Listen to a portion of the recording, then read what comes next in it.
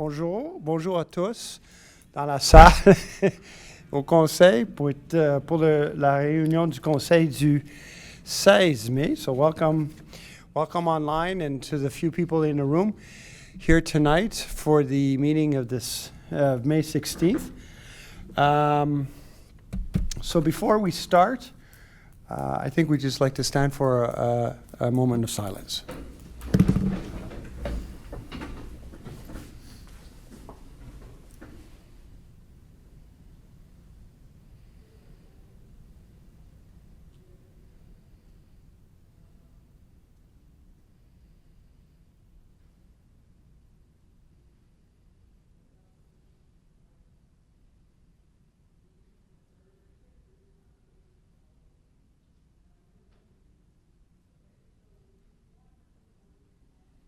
Thank you.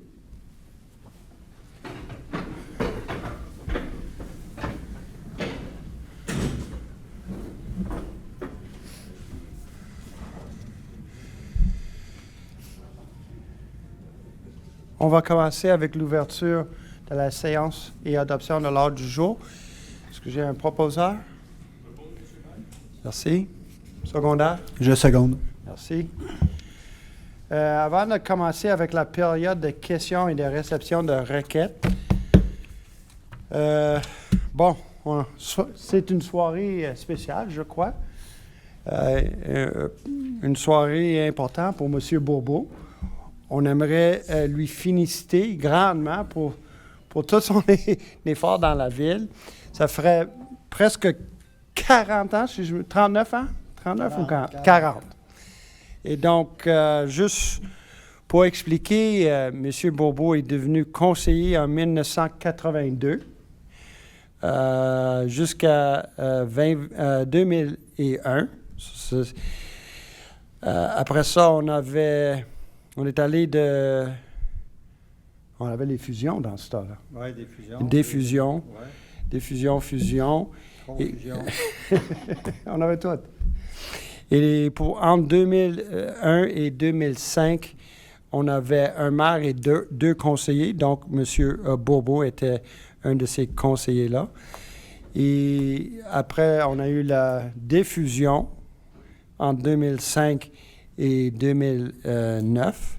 Un autre 4 ans, sur 27 ans comme conseiller, 28 ans comme conseiller. Et après ça, il a changé sa vocation. Il est devenu le directeur général de la ville de Dorval, la cité de Dorval, entre 2010 et 2022. Et je crois qu'il va prendre sa retraite à un point dans le mois de juin qui s'en vient. Donc, je pense que c'est très important. Comment m'expliquer? It's quite a result, or it's quite an effort to have been a counselor and a director general for almost 40 years. Someone who spent those 40 years working for his community, doing what he always thought was best, and it shows in the evolution of the city over the years. All the facilities that we were able to build and to provide to residences, we could name a few like Millennium Park. That was at the beginning of your career, and much recently with the completion of the pool. So, Mr. Bourbeau, I thank you very much on behalf of this whole council for the 40 years that you've dedicated to the city. And it's quite a wonderful achievement. So thank you very much. Merci beaucoup, M. le maire. Merci beaucoup, c'est très touchant. C'est sûr que 40 années, ils ont été dédiés à ma ville, Dorval tatoué sur le cœur, comme on dit toujours. Je parle à tête haute, mais sachant que la ville est en très bonne main avec votre nouveau conseil. Ce soir, ça marque au-delà de 500 assemblées de conseil depuis le début. 500, plus que 500, parce que au début, pendant plusieurs années, on avait 2 conseils de ville par mois. 2 conseils de ville par mois à chaque 2 semaines. Puis on a arrêté ça, on en fait une maintenant. Mais ça cumule plus de 500 séances. Fait que Comme je dis, je parle la tête haute et puis pendant que j'ai la santé, puis la ville est en très, très bonne main. Merci beaucoup. Thank you. And you can come by the office anytime you want. You know, we'll have a coffee. All right. Thank you. On va continuer avec la période de questions. On a reçu, je crois, 9 questions en ligne. Est-ce que... Non, M. Giraud n'est pas avec nous. Non, hein? non, il n'est pas là. Pas là. Donc, on va commencer avec les questions qu'on a reçues. La première est de Madame DeAngelis. Yep. So I'll take that, Mr. Mayor. So Stephanie DeAngelis, the address in question is 1750 Carson Avenue, and the subject is danger on Boulevard des Sources overpass. As many Dorval residents already know, the driving situation on the Boulevard des Sources overpass is confusing and dangerous. I drive on this overpass each day to bring my 2 children to Dorval Elementary School, as do many other parents and residents wishing to cross from Dorval north to south. My children and I were sideswept by an 18-wheel truck on the overpass because of the lack of clear signage is confusing to drivers. The oncoming cars from sources heading south don't realize that they can stay in their lane to access 20 East, so they try to merge into the left lane as they approach the split. But there's only a small stretch of road to do this, and as a result, they are cutting off and even halting cars that are approaching from the 20 West exit ramp with nowhere else to go but their single designated lane. My question is, can we paint the road's lane change line to solid, at least in the top stretch, and add a sign showing 2-lane access ahead? This would serve to keep people safely in their lanes as they head in direction 20 East. There's ample room for lane changes ahead. Another known ongoing issue is that cars actually pull over regularly on this overpass because they can't safely cross the 3 lanes of traffic to access the 20 West from atop the overpass. The constantly halting cars are hazardous as they reduce visibility and force people to swerve around them. Let's organize traffic flow on Sources Overpass before someone gets killed. Mrs. DeAngelis, this is something that has frustrated me for years. So I'll start by saying this is the property of Ministère du Transport du Québec in the city limits of Pointe-Claire. That hasn't stopped us over the years of repeatedly requesting MTQ to do something about it. Specifically, the recommendations you've highlighted of clearly indicating on the sign that there are 3 lanes when you approach the junction, properly painting lines so that it's limited. The only time where I found it was a little bit safer was actually when the exit to 20 West was closed and the 2-car lanes realized that they had 2 lanes. I discussed it this evening with the council, and the mayor said we're going to reach out again to MTQ. It is not the first time we've done it. Unfortunately, we've been unsuccessful, but we will try and push once again. I would invite you and anybody listening who also agrees that this is a dangerous situation to reach out to MTQ as well, though. So you can do that online by going to the MTQ request or concern form, or simply calling 511 and reporting a dangerous driving situation. So we will push from our end, and I'd invite everybody who agrees with the point Mrs. DeAngelis brought up tonight to flag it as well. Thank you. And Mrs. DeAngelis, the good news in all of this is that you and your family were unhurt. So that is the positive news, and we will try to do what we can to push a little bit harder. Question number 2 from de Madame Chatigny. Oui, Monsieur le maire, je vais prendre la question. Question numéro 1. Après maintes courriels à divers intervenants, je me dois de dire que je suis très déçu de voir que rien n'est réglé depuis l'an dernier. C'est même pire. Durant la semaine, ce sont les travailleurs, camions, remorques et autobus, etc., qui circulent dans ce chemin de terre qui longe nos terrasses, balcons. Environ 10 pieds nous séparent. Imaginez le bruit et la poussière. Je comprends que les travaux doivent s'exécuter. C'est temporaire. Par contre, le soir et le week-end, ce sont les parents, aller-retour, qui passent pour aller reconduire les joueurs. De plus, il y a maintenant un stationnement accessible que par ce chemin. C'est un chemin sur l'extrémité ouest de la propriété. On nous dit que l'année dernière que ce chemin serait barré et utilisé qu'en cas d'urgence. J'ai plusieurs vidéos à l'appui. Je vous confirme qu'il y a autant de trafic sur ce chemin que sur le Bouchard, juste avant et après la joute. Monsieur le maire, je vous demande d'intervenir et de me tenir informé de ce qui sera fait pour remédier à ce problème et nous permet d'utiliser nos installations dans la quiétude.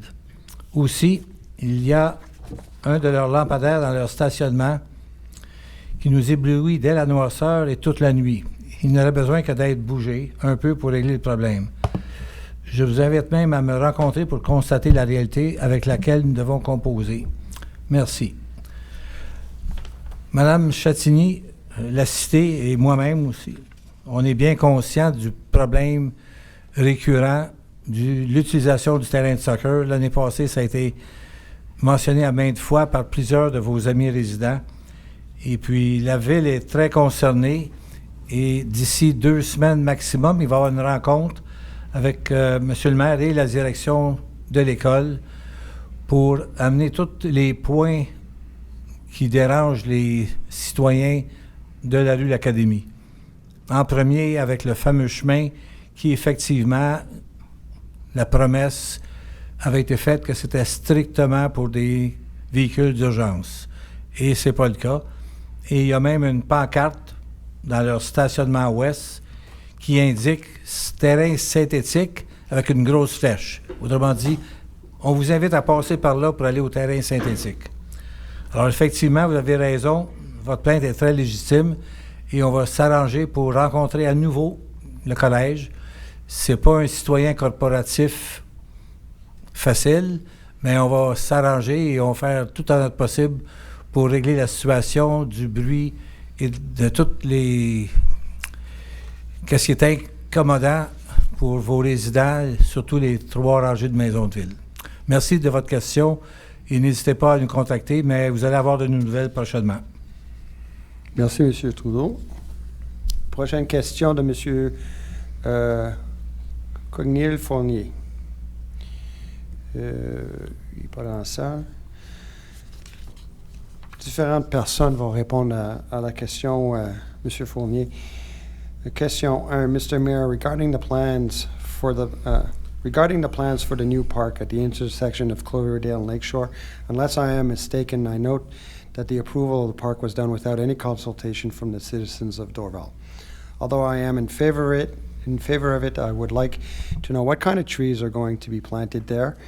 Will they be mature trees? Question. As we all know, the city of Dorval is encouraging the planting of trees to compensate for the felling of mature trees by developers and diseased trees. Unfortunately, replacing with 2-meter trees does nothing to help the heat canopy situation that is omnipresent in the island of Montreal. Planting mature trees can be done and would be an example of the city's will to correct the situation in Dorval. I refer, of course, to the many trees that are being cut down by developers and citizens in Dorval for no valid reason other than being a nuisance to them or their planned buildings. I think in here, Mr. Fournier, we have a couple of questions. Try to address them. In regards to the park consultation, I have to say that I don't agree with you in that there was no discussions made. In fact, that park came about as a result of the public consultations we had many years ago on the burying of the hydroelectric and other utility wires on Chemin Bord du Lac. During the presentation, we had many public consultations meetings. We had working sessions here in the community center. People were gathered together, and they gave us a long list of ideas. If you look at the final plan, you will see that for the area of Bord du Lac, Cloverdale, in that plan, we had envisioned what was called Le Parc d'Al, which was a space that was going to be built over the parking lot that L'Île Dorval Island parked their cars and create a green space, and that we could never come to an agreement with that city, and so we decided to purchase the property was the old Chateau Dorval through expropriation. As you know, the property was transferred between many people, and at one point we stepped in. And it was our commitment, and we explained it very well at that time, which was years ago, that we had that intention to build a park. So to say today that there was zero public consultation, I think is not accurate. Did we have a consultation to discuss what benches we're going to have? No, we didn't. We have a lot of very professional people in the city. We have people who work for us who give us the latest tendencies in park design, and that's what they did. In regards to the plantings of the trees, there's going to be a lot of plantings there. If you'd like, I can send you the technical drawing, which will show all the trees. Will they be mature trees? There's a period of time where you don't want to plant an overly mature tree. They tend not to respond well. So we can have trees of different diameters, but no, they won't be little twigs. We're also very much dedicated to making sure that indigenous trees to this part of the country are planted. Same with the plants that will be plants and flowers that will be planted. So that was question 1. Thank you for that. Question 2, I'll let Monsieur Trudeau respond to. Well, good evening, Mr. Bruno. Your question goes as such. Regarding fast speeding on Enfield Circle, Mr. Mayor, the speed limit on Enfield is rarely observed, and I have been fighting for years to have something done about it. 2 years ago, I finally managed to get Mr. Trudeau to assist me in this fight, and this spring, some chicanes were installed a few meters away from my neighbor's house. I've been observing traffic ever since, and not that it does not reduce the speeding of many people. In fact, some people seem to take pleasure in racing down and trying to go through as fast as they want. There are many new families on this street with young children, as well as an aging population who needs to be safe when they're walking or cycling on the street. I would like an explanation as why there cannot be any sort of speed bump installed, be they permanent or temporary. The excuse that has been given in the past, city trucks, garbage, etc., being inconvenienced, makes no sense. There are speed bumps in many parts of Montreal, including Dorval. You mentioned around Thrush and Swallow. In fact, those 2 streets have no speed bump, as well as many streets in Dorval North. Yes, there are 2 streets in Dorval North. It's Westwood and Thorncrest. Why then won't the city of Dorval not take action and slow down traffic once and for all on Enfield and Green Circle? Are you waiting for an accident to happen? Monsieur Bruno, je vais m'arranger pour aller vous rencontrer, ou je vais téléphoner demain pour prendre un rendez-vous. On va se parler. Je vais vous expliquer exactement le processus à suivre quand on veut installer toutes sortes de contraintes ou d'atténuations, incluant les down. Alors nécessairement, oui, on a amélioré la situation cette année, mais c'est pas parfait. On va s'arranger pour faire une étude de vitesse, soit avec des afficheurs de vitesse ou avec des plaques au sol. Et puis, ça peut être fait assez rapidement. Et à ce moment-là, on sera en mesure de voir quel est l'impact de la vitesse dans la rue Enfield et aussi sur Green. Et par la suite, on pourra voir, en ce qui concerne l'installation de down, l'étape ultime, c'est un sondage sur la rue au complet. Alors, vous comprendrez que la plupart, faut qu'il y ait une majorité de citoyens qui soient d'accord pour ça. Alors, je vous téléphone demain, et puis on va se rencontrer très bientôt, et puis on va essayer de faire tout notre possible, tout ce qu'on peut faire, toutes les solutions possibles pour améliorer la situation sur votre rue. Merci, M. Bruno. Merci, M. Trudeau. Et pour mentionner que tout ça se fait aussi dans le cadre du comité de circulation. Oui.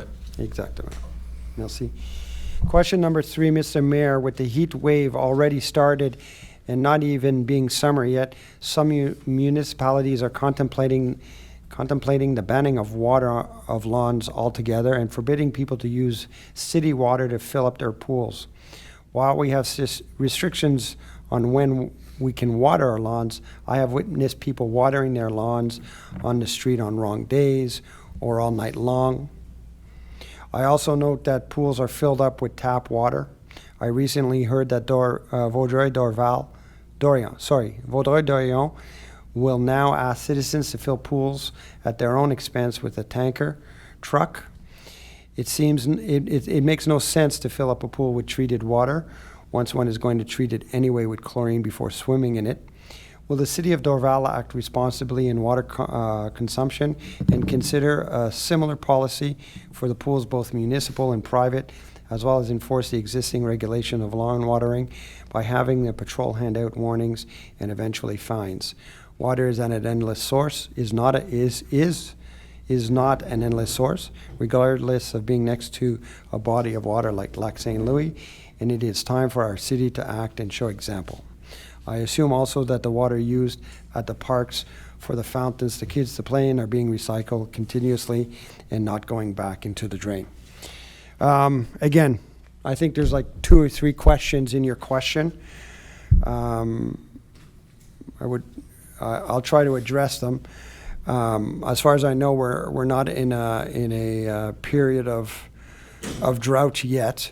That may come later. If you look outside today, I think we're paying now for the beautiful week we had last week. But not. I understand your concern.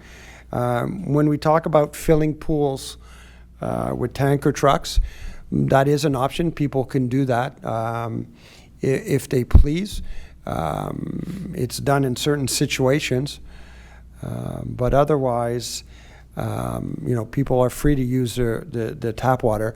Let's understand that there's only one type of water to fill a pool with. It's tap water. You can't use lake water. You can't bring that over here, so into your pool. So you have to use tap water.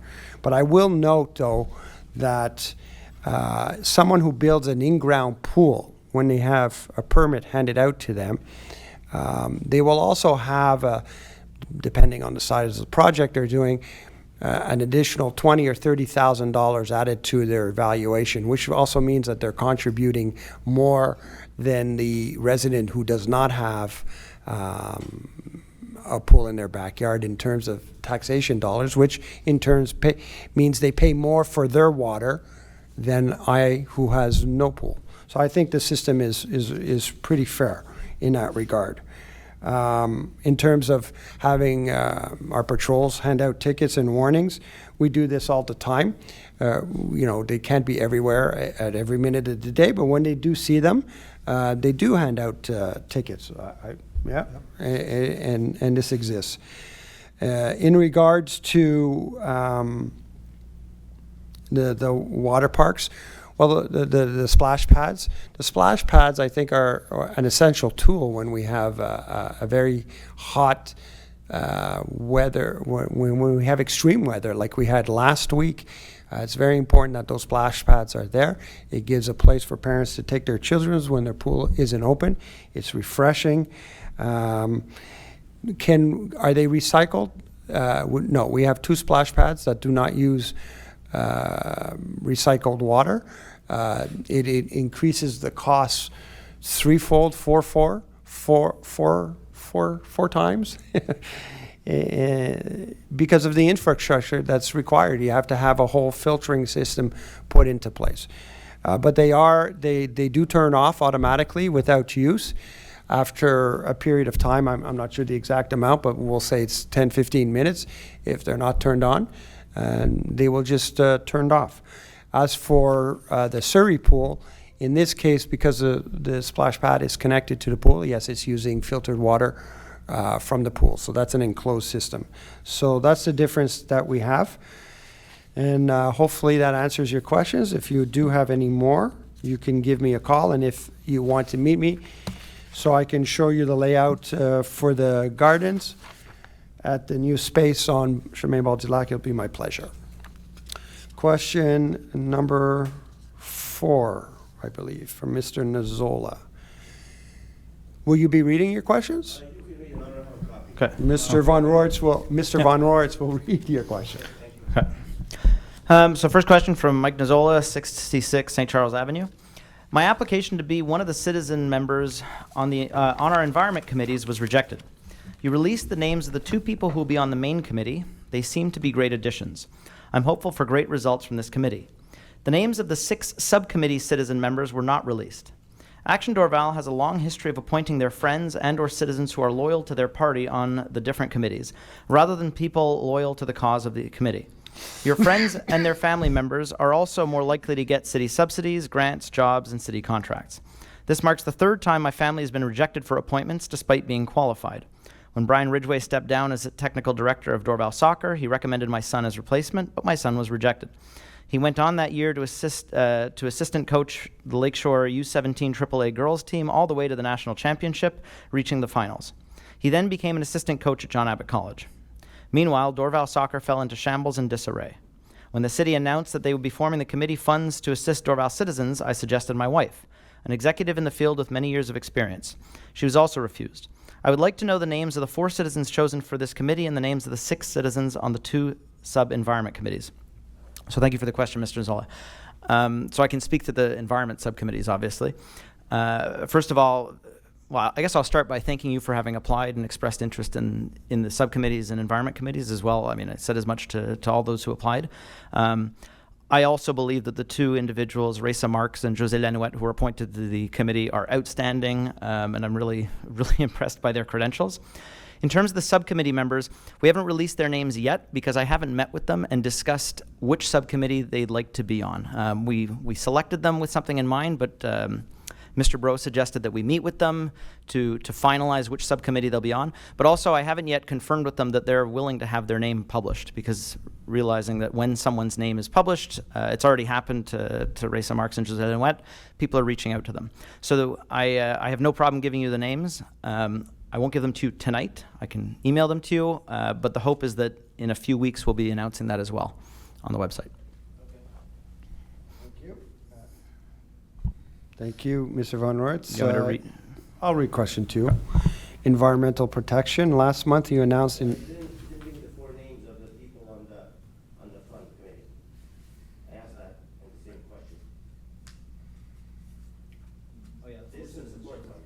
So that I don't know. on the public, I'll send them to you tomorrow. Okay? Okay, thank you. Thank you, Mr. Nozola. Okay. I'll actually send you the breakdown of where these people come from, as well as the 4. I don't think there's 4 residents. I think there's only 2 at this time, but I'll detail all the positions and what part of the city. It says on your webpage that there's 4 cities, 4 citizens, but I guess citizens doesn't mean residents. I don't know. I figure citizens. Oh, they're all residents. They're all residents. But Nicole, there's Mrs. Duchatel was a resident, defined as a resident on the committee prior to the election. So there are some vacancies we have to fill. Okay? Can you give me the names of everybody? I'll give you everybody and who they represent. I don't know if you change every year or what the story is. I like the names of everybody who's ever been on it. Well, I'll give you the ones who are on it now. Well, I want the ones that were on in the past too. Maybe you made a change last week. I'd like to know the initial membership, everybody who's ever been on this committee. You shouldn't have a problem giving me those names. Well, if someone's not on the committee, then they're not on the committee. What do we need to bring them into this discussion? I'll give you the people who are on the committee today. Committee, who's ever been on the committee? That's what I want to know. I asked, made access to information request for that. I was sent a link and was told, press this link and you'll get the names. I pressed the link, there was no names. But I guess you already know that. So, when you don't want to give me information, that obviously looks like you've got something to hide. Mr. Nolazola, Who's been on that committee? I would also like to know who they give grants to and who they give funds to. I'd like to know that too. they're published. They're published. Okay. Where do I see that? We approve them in council. Sorry? We approve them in council. So I would find them in the minutes. Yep, absolutely. Okay. Your question number 2. Last month you announced an order to reduce Paper usage, plastic notices will no longer be published in local papers. They would only be available online at the at the community center. Last week, I received a communique from the city of Dorval, 28 pages of thick, glossy colored pages. We receive this 3 times a year at much expense and environmental damage. Obviously, this promotional tool is more important to you than the public notices which inform citizens of crucial issues in the city. I saw pictures of the new park on Cloverdale. There should be 0 hard surfaces in the proposed park. All accessories should be made of natural products. There is no need for concrete borders, walls, or pavers. It is quite disturbing that in 2022, your park is designed with a 1980 concept. Why does the city not make a pledge to the of environment protection in all decision makings? Is there a specific question you want to? Because it's one question. So. Question was, why doesn't the city make the environment protection as the main point of all decision making? If that's your main point, you wouldn't be publicizing this 3 times a year, colored pages. You could do it once a year in black and white, and the citizens fill out the information. I think most people, if you want to sign up your kid for the pool, you'll go online. This looks more like promotional for the city than an information. It's excessive 3 times a year. It's expensive and environmentally damaged. Like I said, you want to do the bylaws on the website. Why not this on the website? So, we can discuss this and go in circles for a long time. I think it's very much appreciated by people. We have seasonal reminders. We don't necessarily know what we're doing in the fall or early next spring. We can't publish a years of activities. We just don't have that information. Okay, that's fine. Yeah. You have your website. We have our You website. have the e-newsletter. You have the e-newsletter. We do. You have other ways. Any? You don't have to do this 3 times a year. Okay. And you can promote the e-newsletter. You can promote the city website, because I don't think it's promoted enough.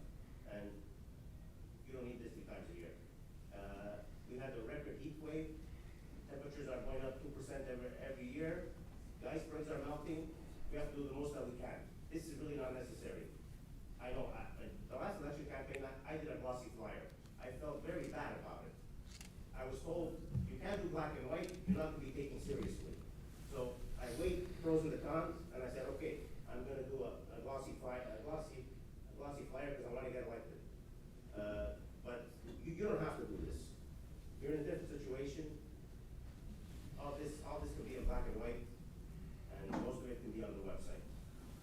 I appreciate. And the park, okay? There's too much hard surface in that park. It's very disturbing that you came out with a project like this in 2022. Obviously, the landscapers or the architects were not given a mandate to be as environmentally safe as possible. I don't know what their mandate was, but there's concrete wide paths. A lot of it's, I don't know what percentage is concrete, but it's a lot. And that's totally not unacceptable. That you would come up with a park like that. It's really disturbing. Okay. Il faudrait que les citoyens aillent au micro pour être bien entendus. Okay. I'm going to ask everybody in the room later to go to the microphone if possible, because I'm being told that it's difficult to hear you, Mr. Nazola. Maybe it's your mask. So I appreciate what you're saying. I do understand that. We can agree to have different points of view. I think the communique is a helpful tool. Not everyone in the world has high-speed internet at home. Maybe you do, but I know people that don't, and that's about the only document that we sent out in that format a couple of times a year. And I think it's important that people have that information. So we can agree to disagree, I think. In regards to the park, I think my answer from before is that, in the previous question, is that we do have, we're creating a space, and I say a space, it's not a park, it's an espace public. It's an area where people can go, sit in the shade, reflect. We have little tiny splash pads, which will be great for the little 1 and 2 year olds. It will have tables. It will have chairs where people can relax under trees. It will be lit at night. We are going to have a public washroom there, similar to what we're going to have at St. Charles Park. I believe it's going to be the same builder. It's the size it will be different in size. We're planting indigenous plants. We're making this a priority, and planting a whole bunch of trees. I say a whole bunch. I don't know if it's going to be 20 or if it's going to be 30, but there will be a lot of shade in there. I know it's more than that because we've seen the plans and I'd share them with you. And it's accessible. And I think this was also, Mr. Bourbeau brings up a good point. It's accessible for everyone. So, someone who has a walker, for example, walking on bumpy grass when it's dry is not necessarily the best thing to do. So, again, we can agree to disagree.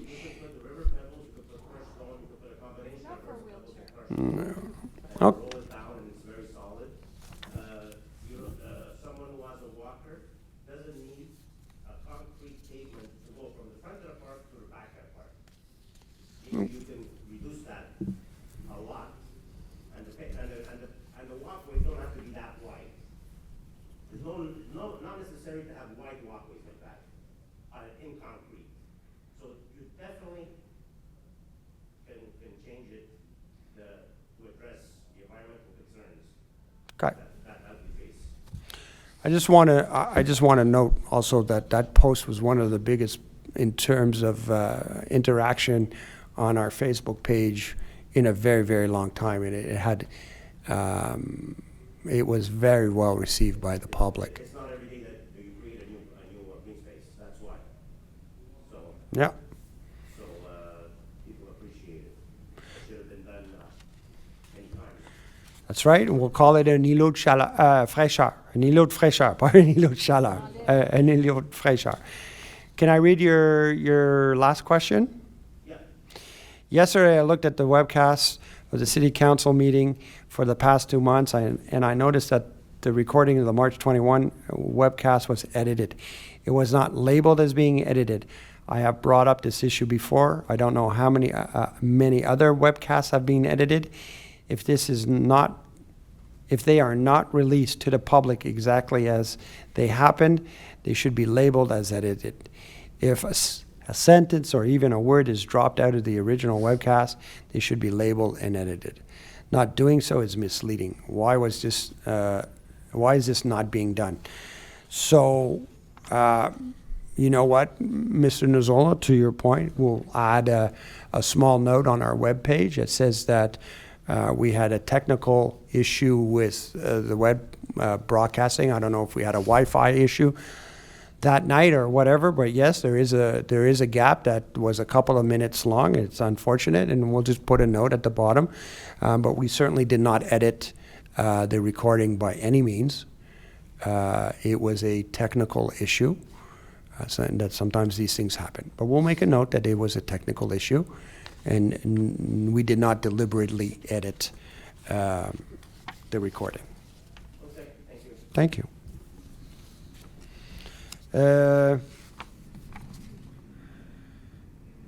Mr. Pellicer. Mr. Pellicer, you're a master of short questions. I love it. I said you're a master of short questions. I love it. That's what I like To the point. get to the point, right? Yeah. Okay, let me just pull it up here. So the first question, has there been any development with regards to my request to have 7 unlisted heritage buildings added to the city's list? Yeah, so The Director of Urban Planning showed me a document that she's proposing for us to review. It's a table that has what's in the urban plan, there's what's there from the Historical Society, and it has all of yours. We'll be reviewing it in the next little while. It's not going to be incorporated, and I told you it would be incorporated into the revision of our urban plan, but this is going to be more fall. No, I understand. It's not. It's, but I it's have- a long range issue. It doesn't have to be done overnight, but as long as it's moving. It's moving forward. I was happy to see it. Unfortunately, I was only at City Hall 2 days last week. I was at the UMQ the rest of the week, but we're going to follow up on it this week, and I think we'll have a good idea where we're going with that. Exactly, because there are buildings there, especially the old tavern is a clear example of one that should never be lost. Absolutely, and I think Mr. Borbo will remember that that there was a lot of restrictions on what he could do, and keeping the historic character of that building was very important for us when we gave out the permit for him to do the renovation. And I think it's actually going to look closer to an older concept because he's fixing some modifications that were done in the last couple of years. I think it's going to look great when it's all done. Yeah, I think so too. The interior is not so much the issue; it's the exterior shell. The interior shell, the exterior shell. Yeah, absolutely. And there are other issues regarding heritage, but there's only 3 questions, so. Well, you can ask another one after everybody else. Okay. Regarding the McEachran walls on Lakeshore, has there been any movement on that dossier? So I did have a meeting with our project manager, who manages all our construction projects that are going on around the city, and Director of Public Works last week. We're not doing anything this year. This is going to probably fall into next year. As we're hoping that the beginning of the work for St. Charles Park, the play area, will begin in the fall, and it will continue into 2023. For the area that we need to connect the 2 parking lots, city parking lots, to the park, and for that little triangle shape area from Lakeshore, which is the entry, the wall area, that will probably be done starting in the spring. So again, it's the same answer that I gave you last month. We're fully committed to restoring the wall. It will be a project that will go out to public tender because there's multiple things that we need to get done in that area in terms of landscaping and reconstruction of the wall. So it will go out to tender, Okay. I would imagine. I like the word you use, restoring the wall, because the concern I have is that a consultant be hired and looks at the wall and says, oh, it's a terrible shape, we've got to get rid of it and rebuild a new one. Well, I can tell you, we can take apart that wall, number the stones before taking it apart, and reconstruct the wall. The actual stones that are there must be kept. There are some stones that are beyond saving, that they're deteriorated and must be replaced, and you replace it with an identical stone. But I just hope you hire a consultant who knows what he's doing with respect to the conservation and reconstruction of that wall. Mm-hmm. It's not the first wall we're going to redo in the city. We've done Fine. some before. Yeah. I think it's a critical wall. It's a critical wall because it carries a history to it. It carries the history of McEachran's estate that used to be St. Charles, which is St. Charles Park now, but the McEachran estate used to own all of that land, and McEachran House is at the end of it. So it's a defining entranceway.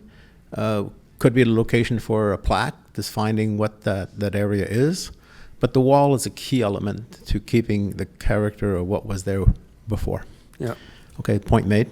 Finally, will there be a heritage council established in Dorval as per the Quebec Cultural Heritage Law? So it's the first time I've heard this question, so I can't answer you tonight. I just don't have the answer. Okay. I will have to sit down with Mrs. Ashashina this week and ask her what this is all about. Okay, I brought up the question before And if you look at the Quebec Heritage Cultural Conservation Bylaw, the law stipulates that each municipality should have a conseil du patrimoine. In the case of Dorval, which has the CCU can be the conseil du patrimoine. They'll have two hats. But unfortunately, I don't think our conseil, in my opinion, has a very constructive role in conserving our patrimoine.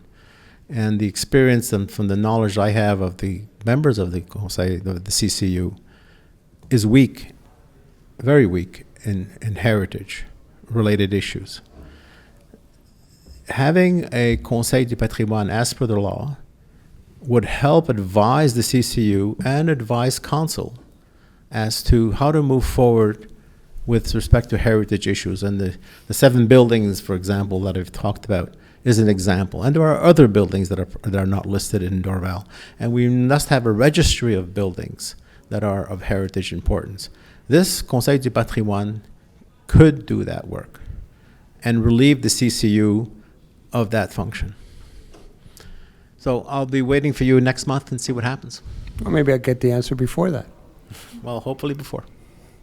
I'll tell you though, Mr. Pellicer, that we do have, we do work with people who are we're very well versed in working with historical building on our CCU. We have one gentleman, I'm not going to give you his name because I'll probably butcher it, but and we have Mr. Greg Fry, who is also a resident of Dorval, who do spend a lot of time. They do regular projects and they do historical projects. These two gentlemen are presently involved in a very important addition to the Forest and Stream, and I think that that project will come out very, very, very nicely, where there's a nice mix of modern connected to a very historical building. I think it's going to come out very well. They're also they did the work on the Dorval Museum, which was the restoration of the carriage house, and they're also working on the gardener's house, which we're going to announce some work starting already in the next month or two, and they're involved in that project as well. First in the restoration of the gardener's house on the edge of the Forest and Stream and Pine Beach Park, Yeah. and also involved in integrating in the second phase, a structure where people can go to the washroom or Yeah. maybe Well, get something to eat. Heritage is more than just old buildings. Heritage involves the character of certain areas of the zoning of certain residential sectors. It involves literally the character of the city and the character of certain areas that need to be protected. So it's just not only a question of buildings. It's larger than that. It's much larger than that. And there is, from what I've seen in my 42 years in Dorval, there have been weak points with respect to the protection of our built heritage. So that's my concern, not only on buildings. It's a fair concern. I understand what you're saying. Okay, good. Question number 6 from Mr. Levine. He's not here.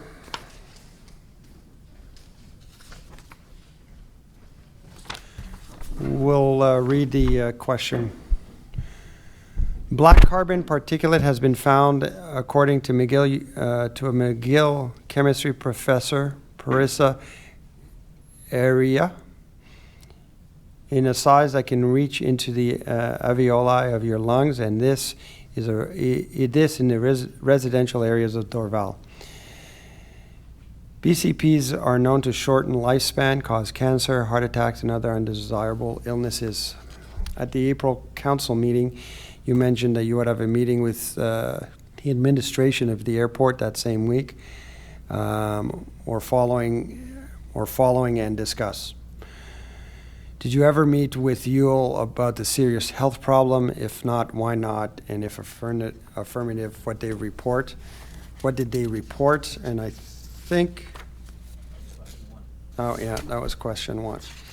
So I've had just a very cursory discussion with them, and I do want to discuss. I know you've, Mr.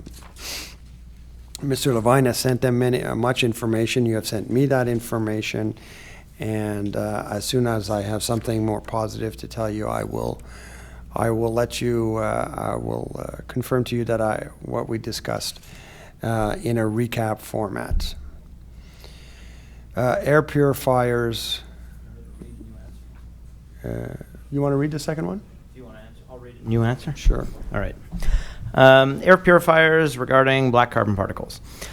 When I first heard about the BCPs in March, I did some research and contacted Drs. Aria and Jill Baumgartner, both of whom are highly accomplished in their fields. Both recommended that I purchase a specific type of air purifier that is capable of filtering out particulate that is measured in nanometers. A nanometer is only 1/1,000,000th of a meter. I asked the Airport of Montreal to cover the cost. They refused. Airport of Montreal is fully responsible, according to the Civil Code of Quebec, for the prejudice that they caused to the residents of Dorval. Will Dorval please have a lawyer put UL, the Airport of Montreal, on notice that if they do not supply the appropriate air purifiers to each and every residence in Dorval, that legal action will be instituted to ensure that the Airport of Montreal meets their legal obligations. I will leave it up to scientists as to whether each and every building in Dorval should also have the appropriate air purifiers.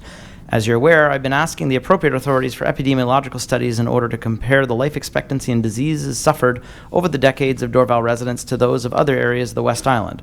I've also called upon Mayor Valérie Plante, as head of the Agglomeration Council, to have the air in Dorval's residential areas tested on a continuous basis as air traffic is increasing and black carbon particulate is worse in cold weather than other times of the year. Will Dorval kindly make the same request to the Agglomeration Council without delay? Will Dorval kindly ask Montreal Public Health to order the above epidemiological studies and any others in order to find out exactly how the residents of Dorval have been affected by breathing in BCP, starting perhaps 10 years after jet engines started to be the main engines used by aircraft at the Airport of Montreal? Thank you, Mr. Levine. There's a lot there. I'm not sure. I can send letters to all of those groups that you specify. I think they're going to be looked at as, or at least they'll tell us that it's really not. They will not pay for air purifiers for the city of Dorval. I can certainly ask them that question. I can also send a letter to the agglomeration to see if they would, the agglomeration council, see if they want to investigate this. I think we all need to understand something here, and it's not to change. It's not to blame someone else. I think we all make choices. We chose to live in a city that has an airport. The airport's been there since 1940. We also live between 2 railroad tracks and a highway that splits the city. We all chose to do that after these facilities were installed. So I think we have to. I think I would strongly suggest residents of the city that if they feel that this is something that concerns their health, that they buy a purifier in their own house. HEPA filters are available rather cheaply. I know that I have special filters in my furnace as well, because it circulates the air in my home. That being said, I think if people would like, they can choose to go live in another part of the province where there's no airplanes. I understand that for some that's not an option, and so I will write to the Aglo and to the airport, but I'm not so sure that we're going to get the response that we need. But I'll do my best. I think it's the last question. I think. Okay. Lung performance test. I'm not sure there's a question here, actually. In about 10 days, I expect to have a referral to have my lungs tested. I'm going to have this done in order to ascertain the physiological effects on my lungs of living in Dorval for 22 years. From what I have been told, I can expect to wait 1 year to have my lungs tested. If done privately, I suspect that it could be done in June. 30 years ago, when I was an endurance athlete, my lungs were excellent, 98%. If Dorval would like to have the results of my test sooner rather than later, I invite Dorval to pay for the entire cost of the private testing. Personally, it makes no difference to me whether my lungs are tested next month or next year. The damage, if any, has been done. You need not make any decision concerning this suggestion today, as I shall be in touch, even though I am moving to Vaudreuil on June 6th. Mr. Levine, this service is available to all citizens of Quebec for free, so I encourage you to get it for free and get your money's worth at the local hospital. Thank you. Question number 7, Monsieur Ricard. Oui, Monsieur le maire, je vais prendre la question. Oui. Jean-François Richard, 243 avenue de l'Académie. Alors, nécessairement, on parle du terrain synthétique de soccer. Accès terrain synthétique Collège Sainte-Anne. Depuis l'an dernier, les copropriétaires font face à des enjeux majeurs de bruit et d'intimité causés à toutes les heures de la journée et de la nuit par une circulation piétonnière et automobile aux abords de leur résidence. Ceux-ci sont causés par le non-respect des utilisateurs du terrain synthétique, équipes sportives de la ville et visiteurs, pour les aires de stationnement du collège ainsi que par une signalisation inadéquate et inappropriée du collège qui dirige les piétons aux abords de nos maisons plutôt que vers la porte centrale du terrain synthétique. Nous croyons que la solution à ces enjeux est très simple et peut être mise en application immédiatement. Premièrement, diriger la circulation piétonnière par le biais d'une signalisation adéquate vers le centre du terrain synthétique où un trottoir et une porte d'accès au terrain sont déjà construits. Deuxièmement, fermer l'accès aux chemins bordant nos maisons et terrains aux piétons et véhicules automobiles. Fermer la clôture. Troisièmement, implanter une signalisation adéquate quant aux espaces légaux de stationnement automobile sur le terrain du collège. Quatrièmement, finalement, limiter l'accès aux chemins bordant nos maisons et terrains aux véhicules d'urgence, police, pompiers, ambulances, ce pourquoi il a été conçu en premier lieu. Notre question est donc la suivante. Est-ce que l'administration de la Ville est prête à supporter ses citoyens et à contacter l'administration du collège pour que celle-ci mette en place ses recommandations immédiatement?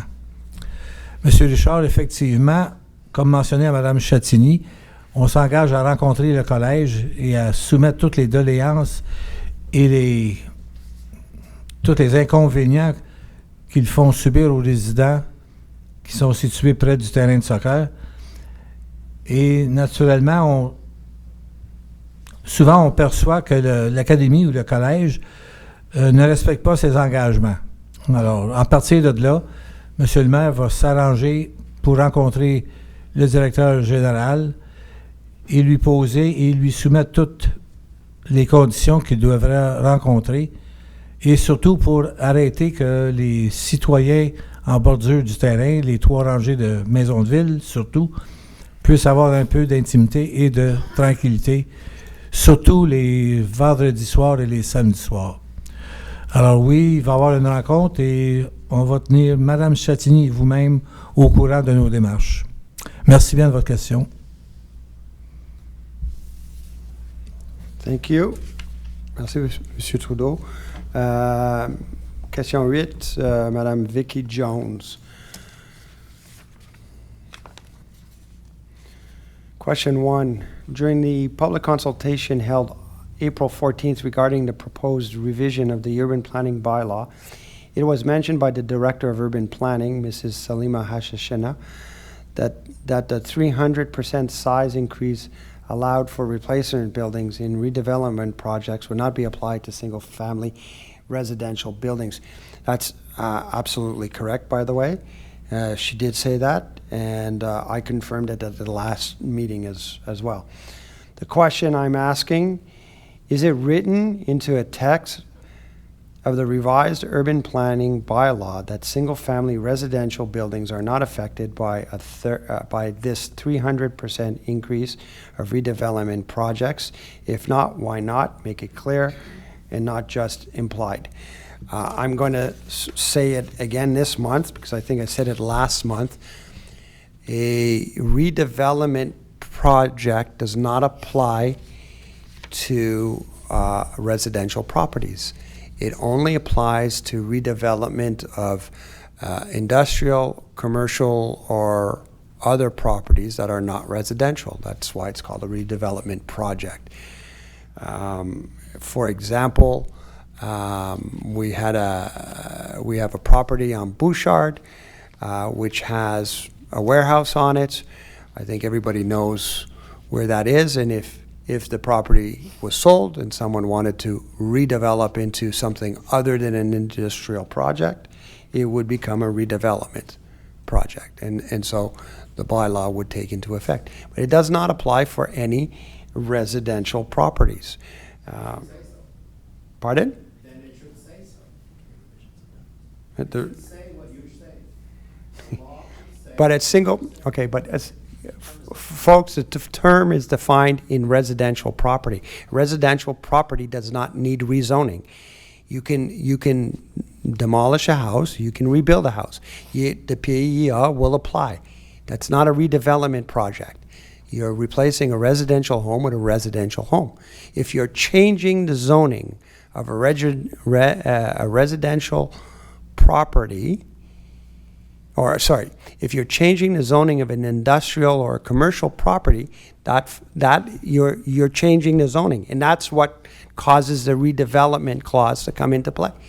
Okay, so altering the size of a house is not effective. It's not a redevelopment project. Tearing down a house and building a new house or expanding a house is not a redevelopment project. It falls under the PER. That's it. That's all. If I have to do if I have to do a zoning change, then it is a redevelopment project. But you don't make a zoning change on a residential property to a residential property. It doesn't exist. So, if and Mr. Pellicer, if that's not clear enough, I'll get Mrs. Hashashenetics to come up with, tell us exactly what's in the bylaw. But I mean, we got to stop spreading this notion on social media that we're expanding houses by 300%. It is a complete falsehood.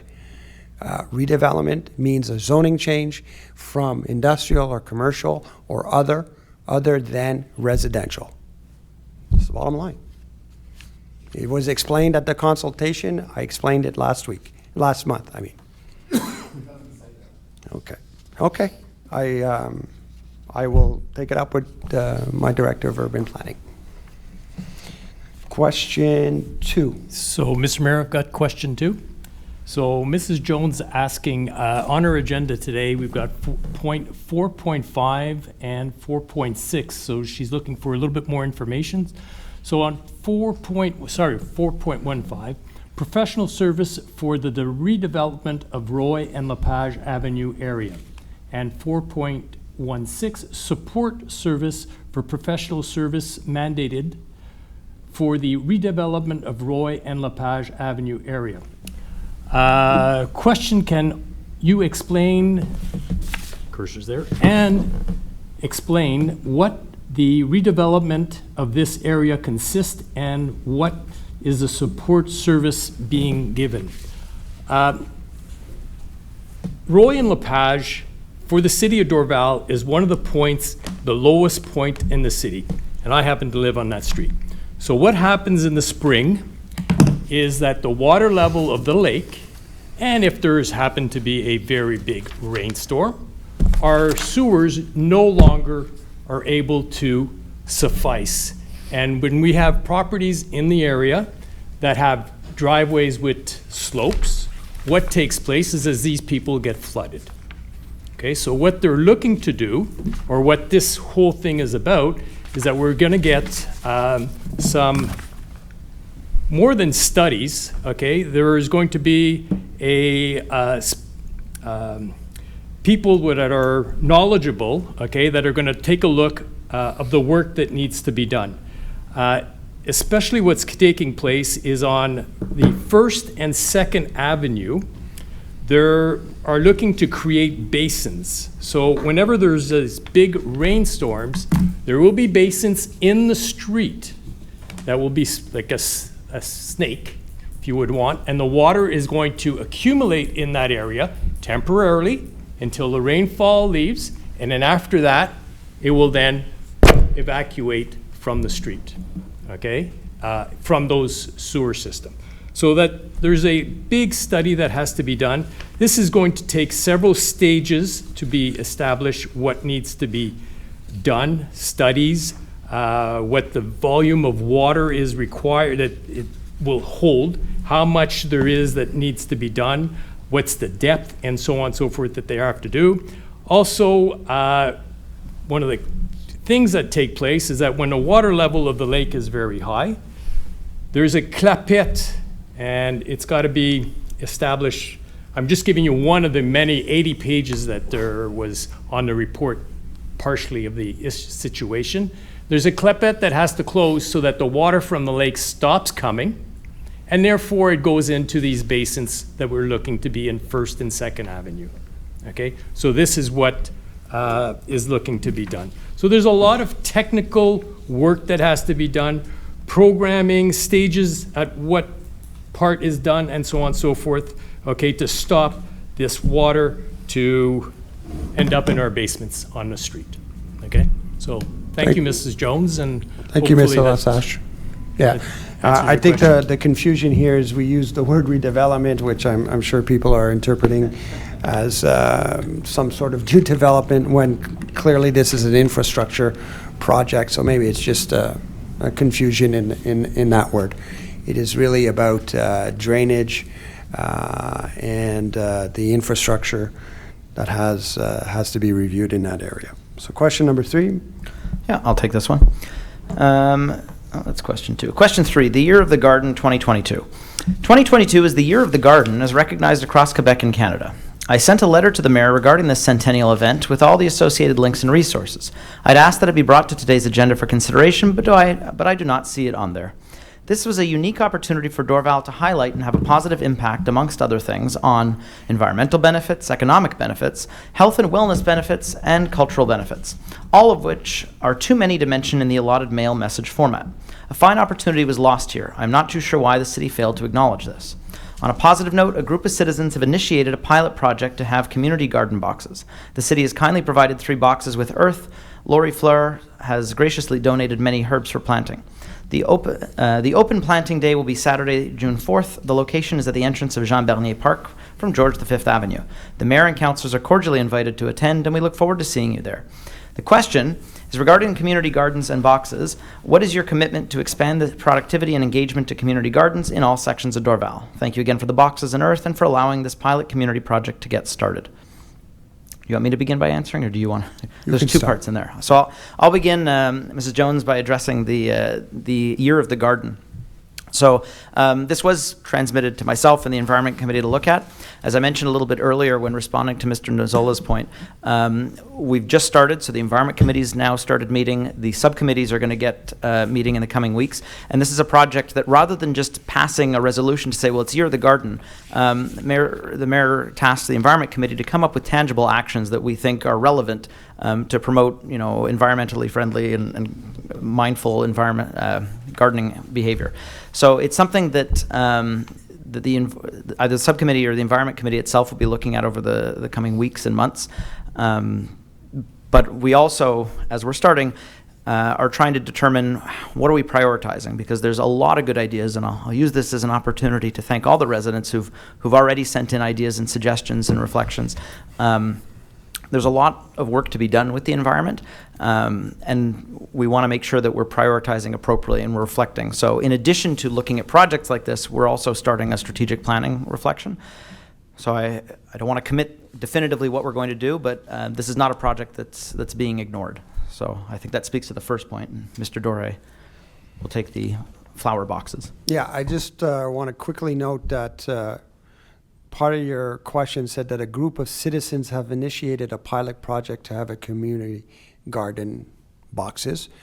I just want to say that as far as I'm concerned, I had discussions with a particular resident, and that after discussion with Monsieur Le Brassard, who works at the city, and Public Works, we all proposed a pilot project where boxes would be put there, and we made certain agreements with that resident. So I just want to clear this up. It is what it is, and it's an agreement that I made as a trial with a citizen, and that's it.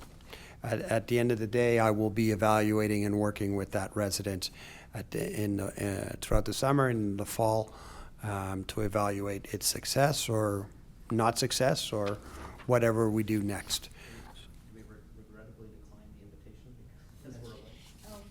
Oh, and yes, we will be traveling at that time on Saturday, June 4th. We will be traveling to Regina for this year's edition of the FCM conference. And just so we're clear, council members are always have always been given the opportunity to attend a conference. They can choose from the FCM, the UMQ, and the FQM. That's their choice, but most of us are going to be in Regina at the FCM. So unfortunately, we will not be able to attend on June 4th. Thank you very, very much. Last question sent in was by Madame Cournoyer. Would you like to read them? Yes. Absolutely. Go on.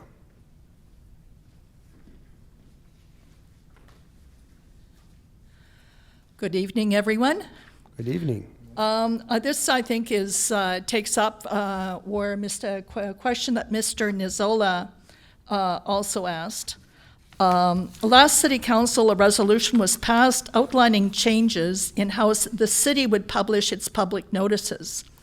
According to the bylaw that was passed, the city will no longer publish its public notices in Le Messager, but instead put them on its website, post notices on bulletin boards at City Hall and at the service counters at Sarteau-des-Noyers and Surrey, and especially by email to subscribers of the electronic mailing service, the Cyber News.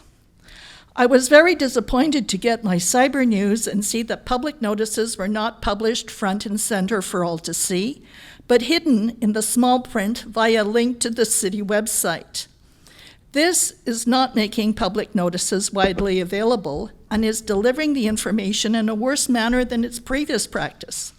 Everyone reading Le Messager would see the actual public notice printed in full in the newspaper.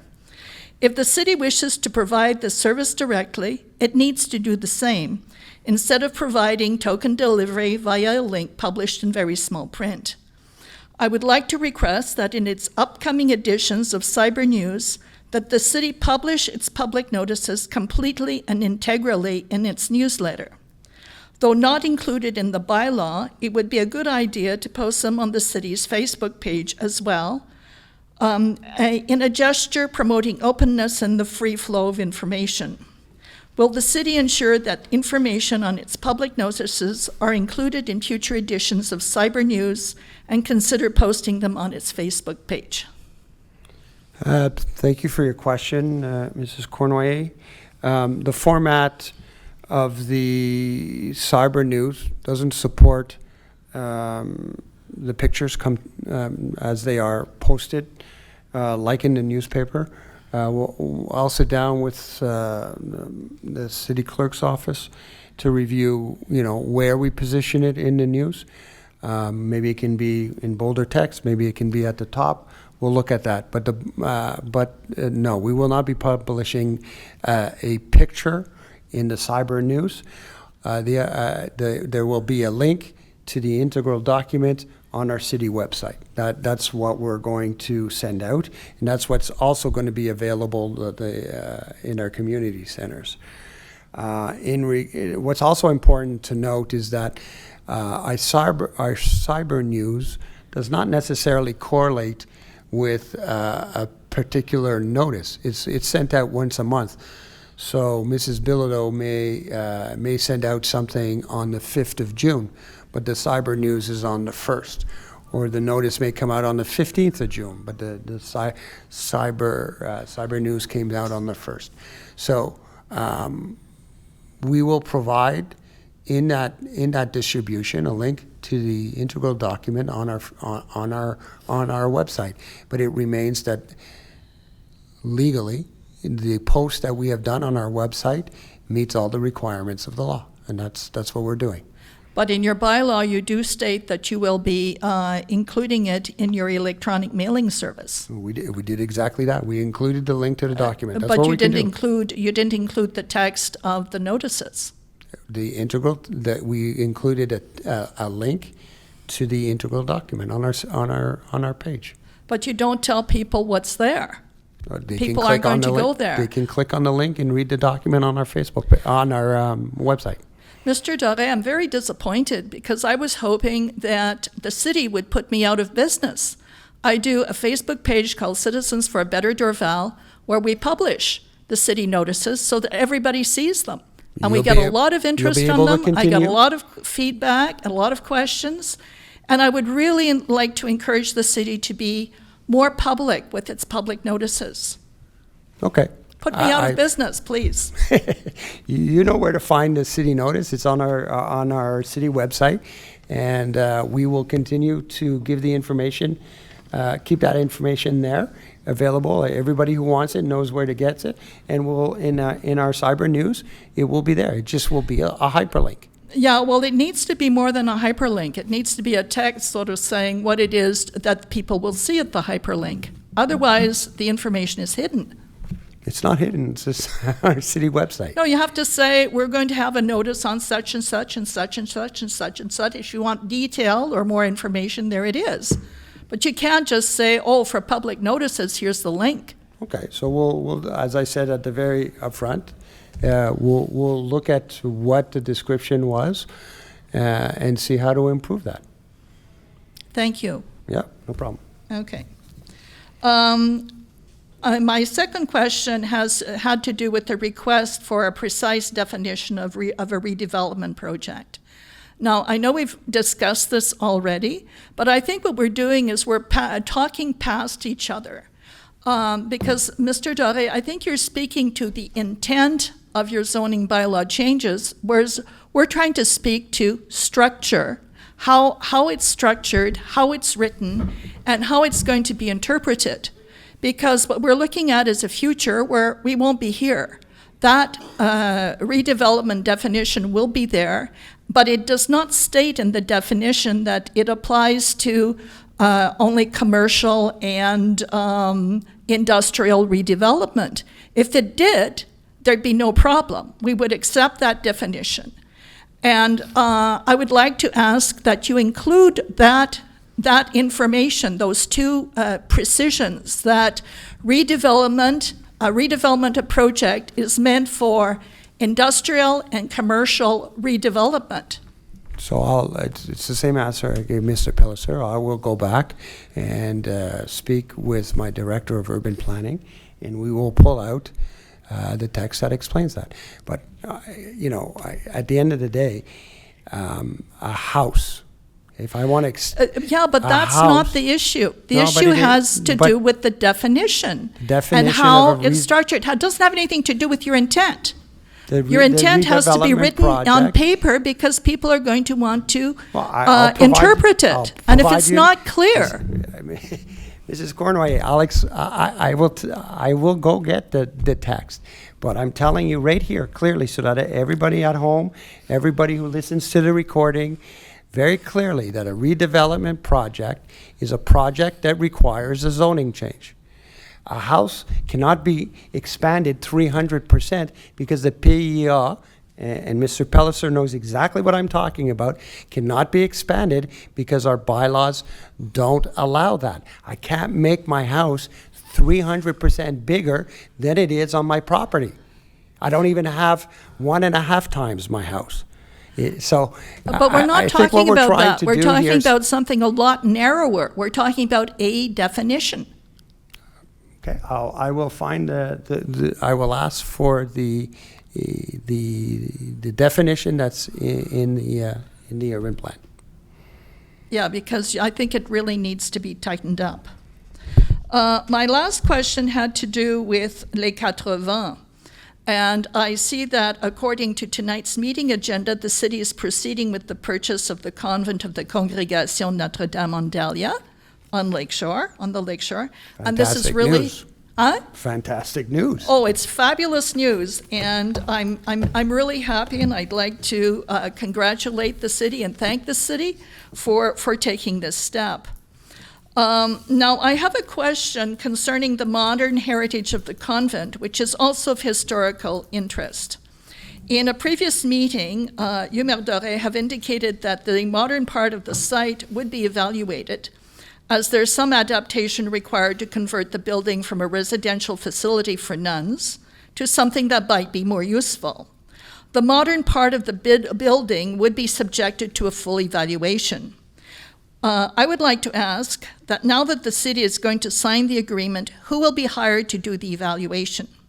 My concern is that the company that usually does evaluations when it comes to demolitions does not do a very good job and pads the books with many unnecessary repairs when the actual condition of the building is in tip-top shape. We find that their reports don't stand up to scrutiny and would hope that in this case, the city hires a more serious firm to undertake the evaluation of the convent. While we understand that a revamp might encounter asbestos, we do not consider this to be a justification to tear the building down. The structure contains too much residual energy to land up in a landfill.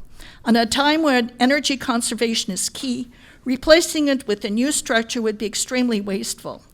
The modernist heritage of that building, as exemplary of its time, has a value of its own, as much as the older heritage of 80. The city has many needs that could be filled by reutilizing the structure. So I would like to ask, what will the next steps be in evaluating the modern heritage of the convent towards conservation and use? I can't answer that question because I said publicly that we're not having a discussion about its use in 2022 and probably 2023. I don't know what the answer to that question is. We're purchasing a property. Hopefully, the paperwork will be completed at the beginning of the month of June. We've confirmed with residents, that residents will have access to the property. We're not going to do, or maybe put a few chairs, benches or chairs, and that's about it. And that's as far as we're going this year. We've approved some evaluations to be done by an architectural firm, and we're waiting for their reports. But I can tell you that in 2022, we're not going to have a discussion about the end use of that property. It's not in the books. So when do you think you'll have a discussion? When will that happen? Maybe in 2023, maybe 2024. I mean, we bought the gardener's house 20 years, 15 years ago? 15 years ago. I don't know I don't know where we're going there. Would you wait that long? Wouldn't the building deteriorate while you're sitting, concentrating, wondering what to happen with it? We're not going to wait that long, but I mean, we're going to have to have a discussion with residents on what the future use of that property is. You know, what I'm bringing up is an important point because, you know, many people are very happy that we bought this property. You yourself. I can tell you that the residents around there are not that thrilled. You're taking an area that was very quiet, very peaceful, and now you're opening it up to public use, which implies a change in usage. People are going to go there. They're going to, make noise. They're going to, do what they do in a public park, have fun, enjoy, yell and scream, get in their kayaks. And when you integrate a green space inside a very well-established residential area, there's people around there who don't necessarily appreciate that. And I'm going to have a discussion with the people who live in that area which I'm going to do in the month of June, just to get their feedback, because I think they have a certain right to express their opinions and how they see that property used as well. Well, I certainly would not disagree with that one little bit, because I think neighborhoods should be involved in redevelopment projects like this. But to sort of say that you won't be holding any other kind of consultation for a 2-year period after you purchase a building seems to me to be a rather surprising. Why? Well, no, we're gonna have to sit down. Why limit it? Why limit it in that way? Well, because right now we have to evaluate what that building is. Those studies are taking place right now. I'm not in a rush to build. I'm not going to, commit to tearing down or saving a building or doing anything until we've had time to have a global reflection on this. Will the building be maintained during Yes, that period? absolutely. Will it be kept up? Absolutely. Will you make sure the roof doesn't leak and Absolutely. the windows don't break and Absolutely. let water in? Absolutely. Okay. Okay, well, thank you. Okay. We don't have any more questions that were sent in. Does anyone want to have a last word? Monsieur Bouillard.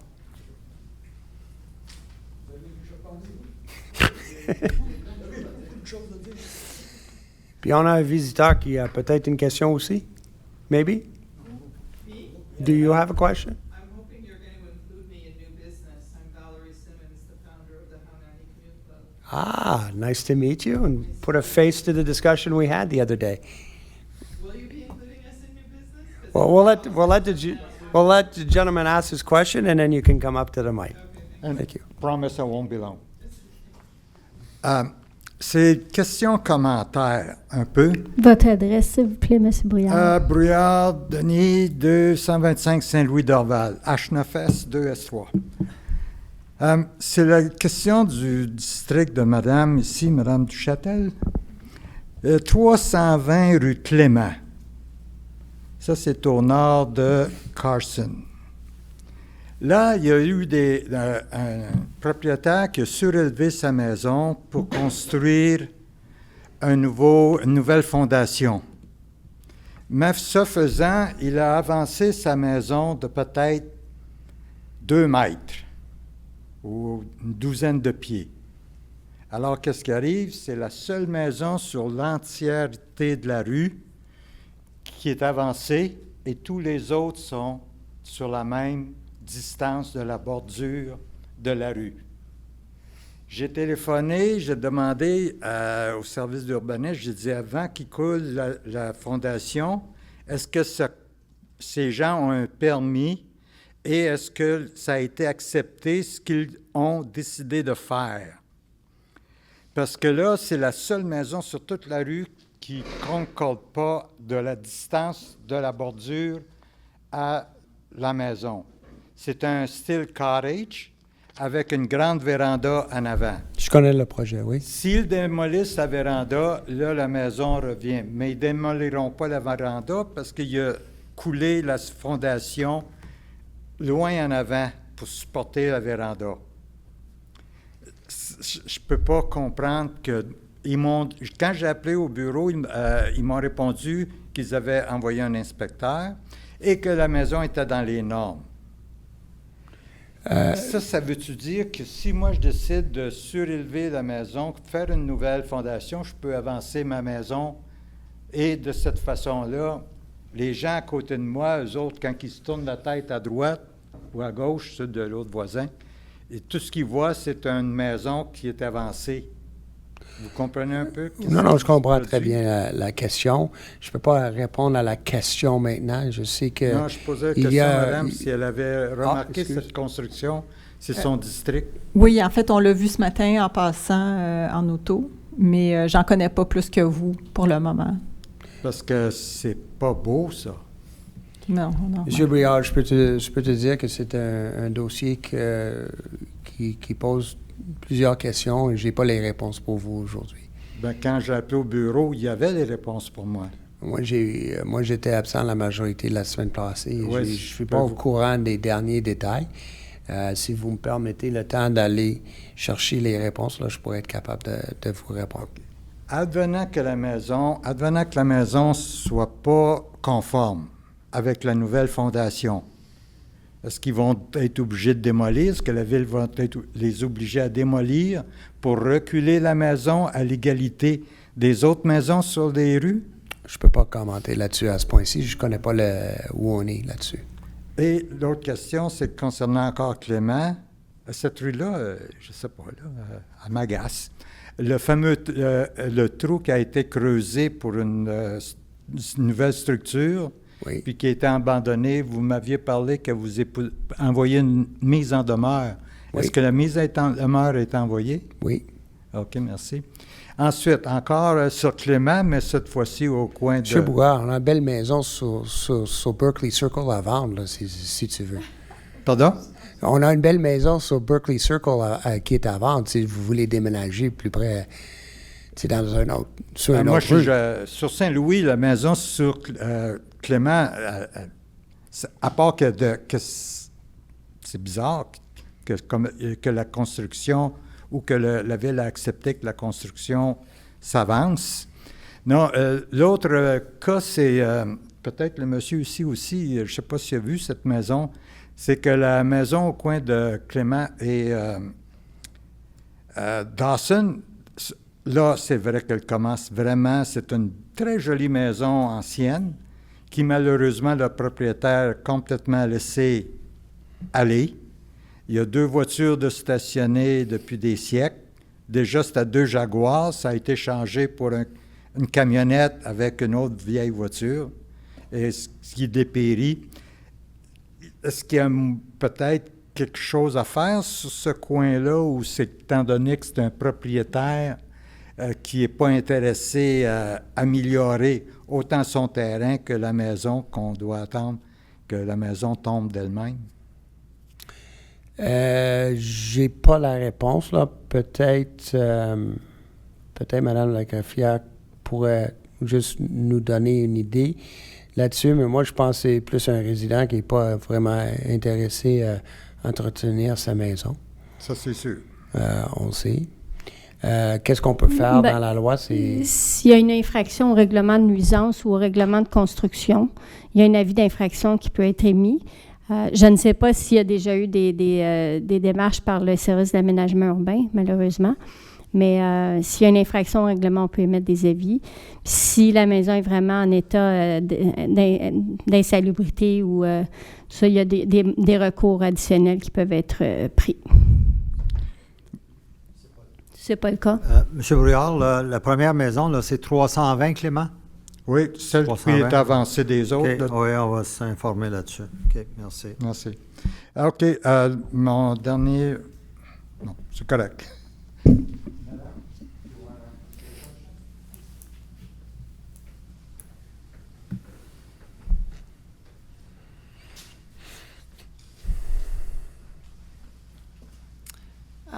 Good evening. Clearly you have a lot of regulars here, and I'm not one of them. I don't know if this is so much as a question as an introduction. I spoke to the mayor a few days ago about this. Nicole, I actually sent you an email about this maybe 2 or 3 years ago, just to let you know how long this project I've been trying to make happen. I'm the founder of the Haunani Outrigger Canoe Club. If you're not familiar with outrigger canoe, it's a Polynesian sport. It's growing unbelievably fast around the world. And to give you an idea of how much it's growing in the Canadian East, over 100 outrigger canoes were purchased to single owners in the Eastern Canada area just last year alone. And that's only by one supplier of outrigger canoes. In Montreal, a 6-man outrigger canoe, something that we happen to own, our very small club of 20 members, is very rare. To my knowledge, there's only 2 at the Onaki Paddling Club in Kanawaki, one that's been grounded in Chateauguay. There were 2 at the H2O Dragon Boat Club at the Olympic Basin. They have been sent down to Mexico. And I can assure you that as a Hawaiian sport, outrigger canoes do not belong on the Olympic basin, they belong on the lake. It's an open water sport. It's a sport that's super easy to learn. This is not Olympic gymnastics. This is something that everyone can learn. The largest club in Eastern Canada, which is it was in Mississauga and now is in Oakville, they have over 300 members, most of which are over 50 years old, and many of them are over 60 and over 70 years old. So basically what I'm asking for is a place for our beautiful 44-foot long, 400-pound canoe. The three most logical municipalities for this are Pointe Claire, Dorval, and Lachine. All three cities are currently very interested in building nautical parks of some sort. I should just let you know that the experience of the members of our club, almost all of us are world champions in dragon boats several times over. We know how to paddle. You are also the only municipality of those three that don't have a dragon boat. And if you were interested in that, that's not my mandate tonight, but we are qualified to coach dragon boating. So really, I'm just looking for a home for the canoe. And the mayor suggested, do you want to talk about what you're suggesting? So, well, or a possibility, Yeah, possibility. maybe, until we can get to Pointe Picard, which I've been following the Pointe Picard story for several years now. And Nicole, that's what I wrote you about, and you had said that I would have to get in contact with Monsieur Jean-François about that because I believe it's in his area. No, it's Pascal Bro's area. Oh, excuse me. Actually, Okay. yeah. But I know that Pointe Picard is not happening Okay. anytime soon. I No. want to be on the water next week. So I think we had a very constructive discussion last week. You caught me at the perfect time, really. It was a good day. It was a good day. Look, I think the council has received a document that you prepared, which I hope everyone read. It's fascinating. It's intriguing. I think that, Pointe Picard's not an option. We're years away, unfortunately, now. We can't seem to get our higher levels of government to play nice with each other and to coordinate their projects. So, unfortunately, the home of Pointe Picard is not viable. So, as we discussed, I think that the fact that we're going to have an enhanced water activities. We have the Journée Nautique at Pine Beach Park. This year we have an expanded program that's going to go, and don't quote me, but I think it's 10 or 12 weeks, which is fantastic. I think the place where you could keep your outrigger canoe would be, for me, it's logical that it's there. I think what we need to do now is to sit down, maybe a few of the people from your group and myself and our administration, and just work out what makes sense. I'm sure I wouldn't want your boat to be vandalized in any way. I wouldn't want it stolen. It would be very difficult to steal a 400-pound canoe. Well, it's not me who's going to take it anyways. That's way too much work. Easier damage, though. Right. So we just... Yeah, the vandalism is actually what we're most worried about. Yeah. So that's what we need to work through at this point. And I think if we have a discussion, we can see what can be done.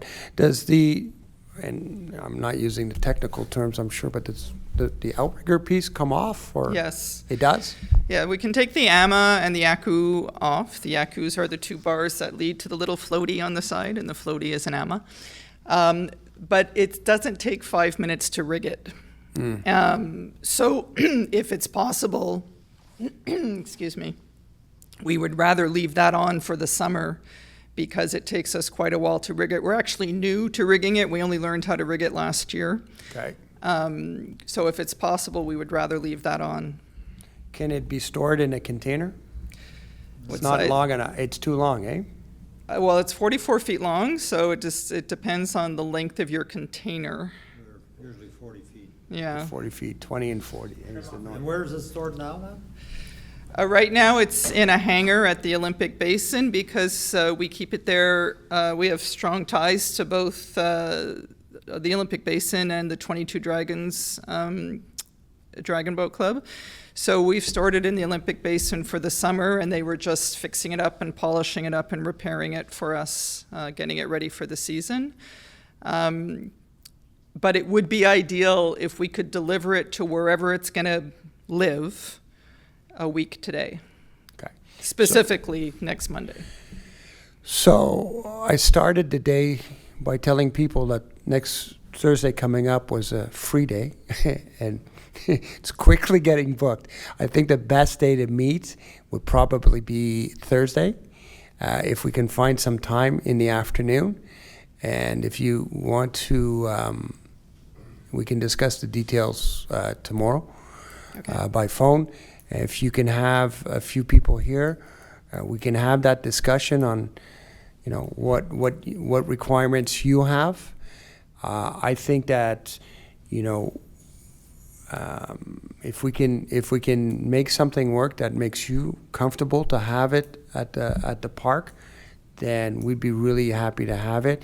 I know we discussed that, as a trade, and then maybe you would offer during some of our nautical days to a couple of hours for a few weekends to show our residents what this canoe does, this outrigger canoe does, and I think our citizens would be very happy with that. So I think we have an opportunity, and you don't need to go talk to Lachine. You don't need to go talk to Point Claire. Oakville is actually our sister city, and it makes Is me it? a little, yeah. Oh, so then you know about the fantastic work that they do at their canoe club. No, I just know that Oakville's a sister city, but I don't know, that entices me more to try. As a and very make it work. small point, the reason we even have para-Olympians in this country is greatly due to the people at the Oakville Outrigger Canoe Club, which is known as the Wainui Outrigger Canoe Club. Wainui being water people. In Hawaiian, it's Wainui o Kanaka, the water people of Canada, and just because I think it's interesting, Haunani is Hawaiian, meaning beautiful snow, and that's the name of our club. So, Mr. Dore, should I call you tomorrow to make the appointment for Thursday? Absolutely. You're going to pick up your phone? I'm going to give you my cell phone number. It's a 50-50. Okay. May I ask a question? Sure. Ask all the questions you like. Pascal Gros. I saw you. My two kids are at the canoe kayak club in Lachine, and you left it all summer long in the water in Lachine at the sailing club. Yes. So can you leave it all summer long in the water here? If yeah, the concern is it really depends on the water conditions because Pine Beach is much more open, and it's more likely if the weather gets bad that the canoe will be swamped.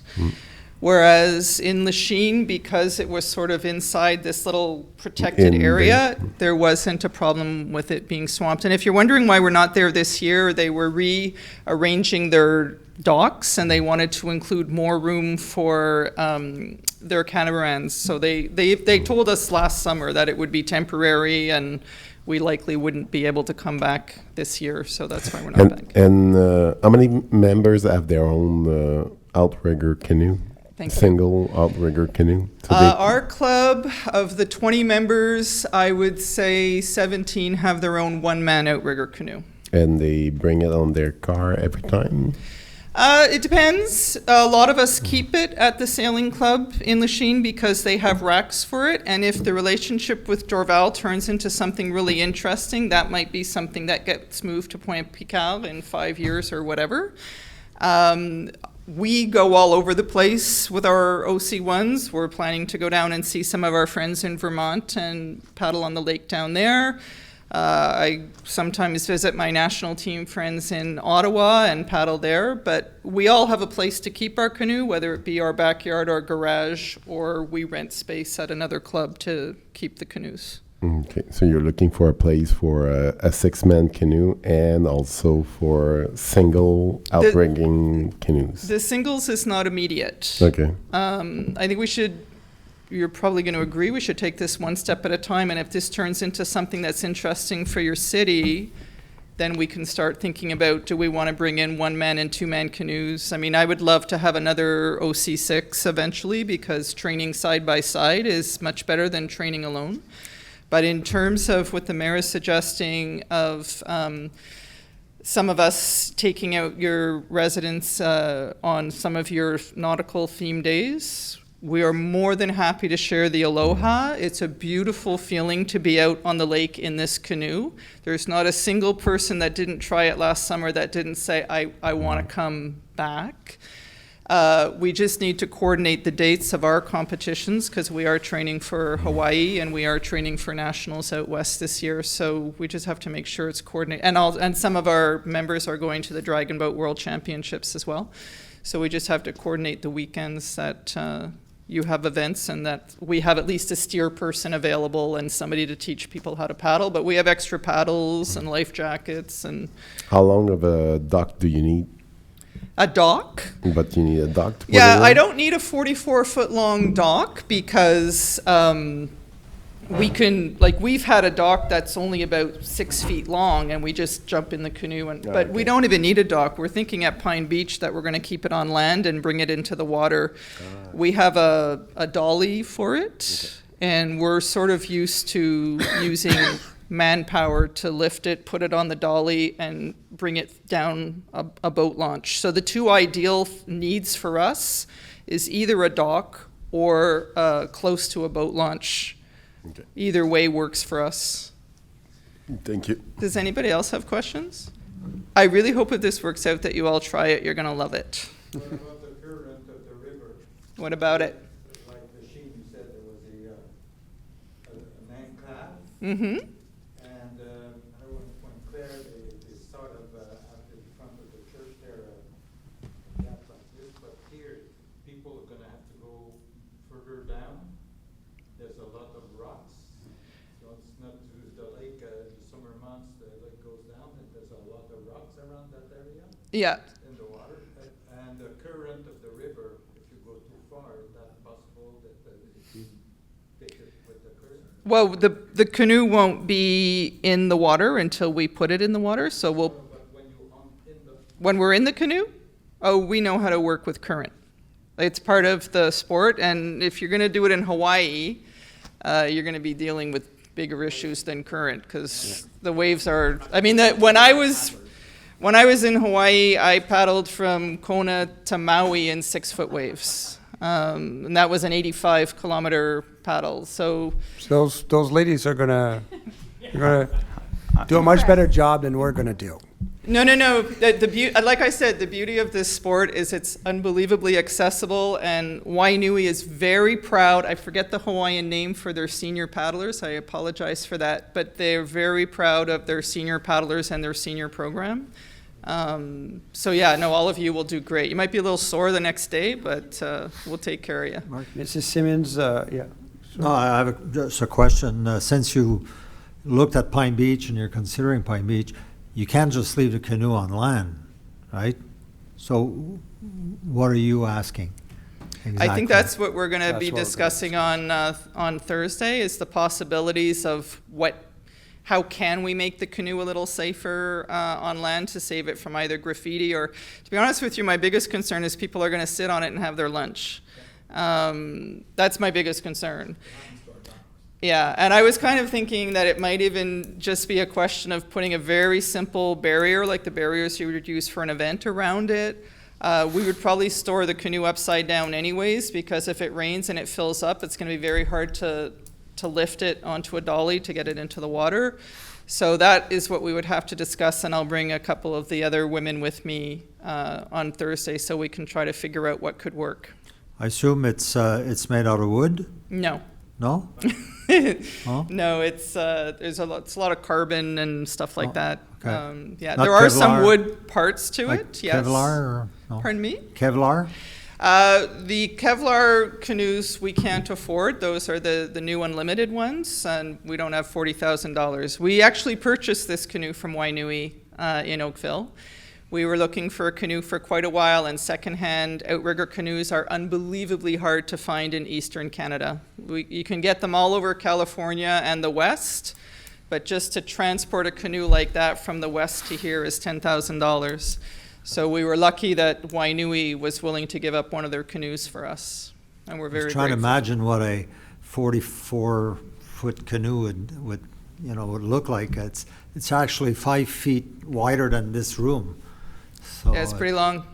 this is 40 feet, so. Yeah. Yeah. So there's pictures in the document I sent you. I hope you take a look at some of those pictures. And like I said, I hope we'll see you on the canoe as well. So Anytime after 12 tomorrow would be ideal. okay, I'll give you a call Okay. tomorrow. Thank Thank you you so all much. for your time. I appreciate it. Thank you for explaining it to us. Thank you. Nice meeting you. And with that, if we have no more questions, we're going to start with our meeting. Yeah?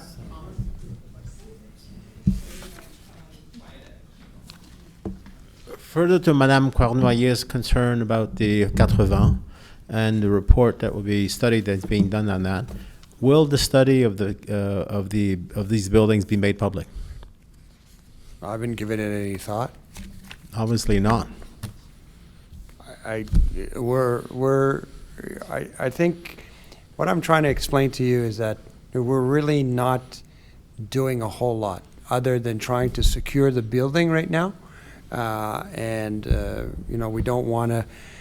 We don't want to heat it at very high temperatures all day long. So we're going to set up a plan where we secure the building so that no damage is caused to it, and that's it. That's exactly where we are. Mr. Fry and Associates are doing some preliminary work for us, just so that we understand what's there and the impact that it could have. I know you guys want an answer. I know that it's intriguing, but we're really not there yet. And when I say that we're really not giving this any thought for 2022, it's not. We have a ton of projects going on, and we're not embarking on a major project like this in the short term. We'll talk about it down the road. Yeah. It's just that I would not like to see a report padded with directions to allow for demolition of the building. That's my concern. We'll take it later down. Absolutely. Deuxième question, c'est concernant c'est pas une question, plutôt un commentaire. L'expression de ce monsieur qu'une maison qui est en train de se faire avancer d'une vingtaine de pieds. Si le CCU a approuvé, et je vous dis si le CCU a approuvé cet avancement de maison, quand les autres maisons tout le tour ne sont pas, c'est un exemple où le CCU ne respecte pas le caractère qui identifie un secteur résidentiel. OK. Mais c'est mon commentaire. Pour être clair, là, on ne sait pas encore, là. On ne sait pas la situation. C'est ça. Et ça ne veut pas dire que le CCU est en faute. S'il y a une faute. Ça veut dire qu'il y a un problème. Possiblement, mais Oui, j'ai aucune idée. Parce que c'est là qui définit le caractère d'une région, et c'est là qu'un conseil du patrimoine auquel je vous parlais peut aider à définir le caractère de ces secteurs résidentiels et empêcher de faire des choses que, je vais retenir mon langage, mais qui ne sont pas acceptables de faire des choses comme ça. Carrément pas acceptable. Fernando, il ne faut pas assumer là, que c'est 20 pieds. Là. M. Brouillard, il a parlé de 2 mètres. Il a parlé de 2 mètres. 2 mètres, c'est pas 20 pieds. Là. C'est 12 pieds. 12 pieds, c'est trop. 2 mètres? C'est 2 mètres, c'est pas 12 pieds. Là. C'est 7 pieds. Ouais, on va vérifier. Mais quand on avance une maison par rapport aux autres maisons, relatif à ces emplacements-là, j'ai appelé avant qu'ils posent la fondation. Ils ont envoyé un inspecteur, j'ai appelé, puis ils m'ont dit qu'ils étaient dans les normes. C'est un danger. Merci. All right. On commence avec le conseil. Merci. Donnez-moi une seconde.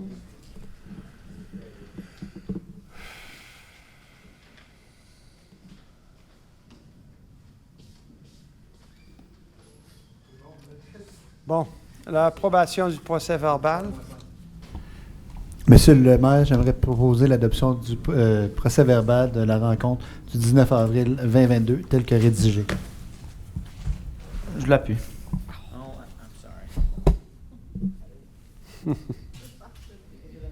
Bon. 3.1. Adoption d'un règlement sur le contrôle intérimaire RCM-91-2022. Je propose, Monsieur le maire, d'adopter tel que soumis le règlement RCM 91-2022 aux fins d'entamer une réflexion quant à la vocation du secteur situé entre l'autoroute 20, le chemin de la Côte de Liesse et la 55e avenue. Je seconde. Merci. Et on va préciser ici que nouvelle construction, modification d'édifices,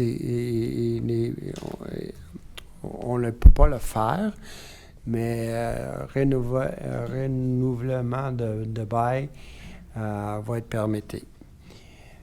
C'est tout. 3.2. Mr. Mayor, I propose that we adopt as modified the second draft bylaw, RCM 60A-15-2022, taking into consideration the recommendations that were submitted following the public consultation held April 14th, 2022, and to submit this bylaw project, second draft bylaw project, to the following, the subsequent steps of approval, which includes the publication of a public notice, so that interested individuals have the opportunity to sign a request for a referendum, which will appear on the city's website May 31st, 2022. I second, Mr. Mayor.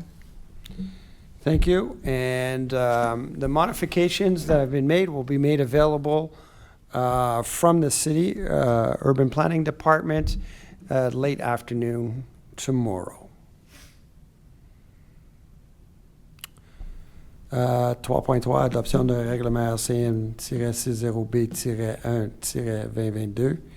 Oui, Monsieur le maire, ce serait pour adopter tel que soumis le règlement RCM 60B-1-2022, modifiant le règlement de lotissement RCM 60B 2015, afin de modifier les dispositions applicables pour la compensation relative aux parcs, terrains et jeux et espaces naturels.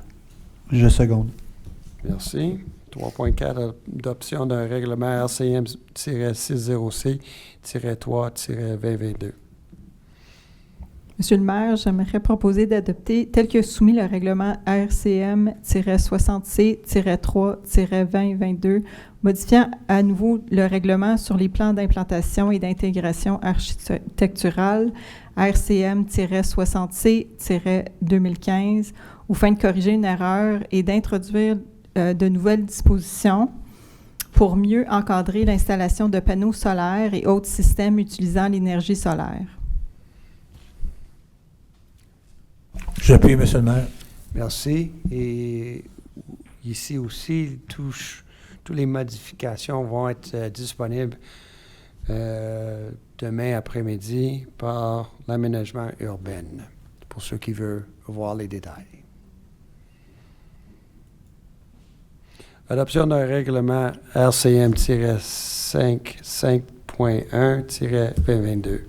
Je propose, Monsieur le maire, d'adopter tel que soumis le règlement RCM-55.1-2022 aux fins d'abolir les dispositions relatives au traitement des frênes et d'apporter des précisions concernant les personnes chargées d'appliquer le règlement, le délai d'abattage des frênes morts ou dépérissants et la façon dont les résidus de frênes doivent être disposés. Un appuyeur. J'appuie, Monsieur le maire. Merci. 3.6, est-ce qu'on a des questions pour le directeur général? Merci. 4.1, fourniture d'une chasse-neige. Mr. Mayor, I propose that we issue a purchase order to W. Côté et Fils Limité, the bidder with the lowest price, to provide a snowplow and side wing for vehicle number 44 for a total cost of $28,864.44, all taxes included. I second that. Thank you. Service 4.2, service en ligne verte, 2 lignes vertes pour 2022. Je propose, M. le maire, d'émettre une commande d'achat à l'entreprise Solutions Alternatives Environnement, Inc., SAE, seule entreprise ayant déposé une soumission pour les services d'un éco-conseiller pour la ligne verte de la cité d'Orval pour 2022, au montant de 39 804 sous, toutes taxes comprises, et ce, conformément à son offre de service. J'appuie. Merci. 4.3, fourniture de 4 tracteurs pour le golfe d'Orval. Et, oui, Monsieur le maire, ce serait pour autoriser un aide financier à la Corporation du Golfe d'Orval pour l'achat de 4 tracteurs de l'entreprise Les Équipements Colpron Inc., plus bas soumissionnaire conforme pour une somme ne dépensant pas 155 510,59 $, toutes taxes comprises, conformément à son soumission ouverte le 4 avril 2022. Je seconde. Merci. 4.4, autorisation de dépenses. Monsieur le maire, je propose d'autoriser le paiement à l'entreprise l'Arena des Canadiens Inc., représentant l'équipe de hockey Les Anciens Canadiens du montant global de 21 270 et 38, toutes taxes comprises, pour la tenue d'une partie de hockey le 27 août 2022 à l'Arena d'Orval. C'est dans le cadre de d'événements spéciaux qui va avoir lieu les 27 et 28 août prochains pour l'ouverture de notre nouvelle aréna qui sera complétée au cours du mois de juillet probablement. Et la participation de cette équipe-là, c'est dans le cadre d'une levée de fonds pour le hockey mineur et pour les Dorval Oldtimers aussi. J'appuie. Allez-y, monsieur le joueur d'hockey. Je seconde, monsieur le maire. Merci. Je pense qu'on commence à planifier une très belle fin de semaine de hockey pour l'ouverture de l'aréna. Je pense que ça va être très spécial pour les Dorvalois et Dorvaloises. 4.5, fourniture d'uniformes d'été pour les employés. Je propose, Monsieur le maire, d'approuver l'émission d'un bon de commande additionnel à l'entreprise L'outil de la pub pour l'achat de vêtements et uniformes d'été pour la saison estivale 2022 pour un montant de 14 571,47 pour éviter un retard dans la fourniture du vêtement, mais que la dépense globale est de 18 673 et 2 sous, toutes taxes comprises. D'approuver l'émission d'un bon de commande additionnel à l'entreprise d'outils de la pub pour l'achat de vêtements et uniformes d'été pour la saison estivale 2022 pour un montant de 4 101 et 50 sous et pour un montant total de 18 673 et 2 sous, toutes taxes comprises, conformément à son offre de service datée du 4 avril 2022. D'autoriser une enveloppe budgétaire ne dépassant pas 5 000 $ afin de couvrir de possibles dépenses reliées au contrat.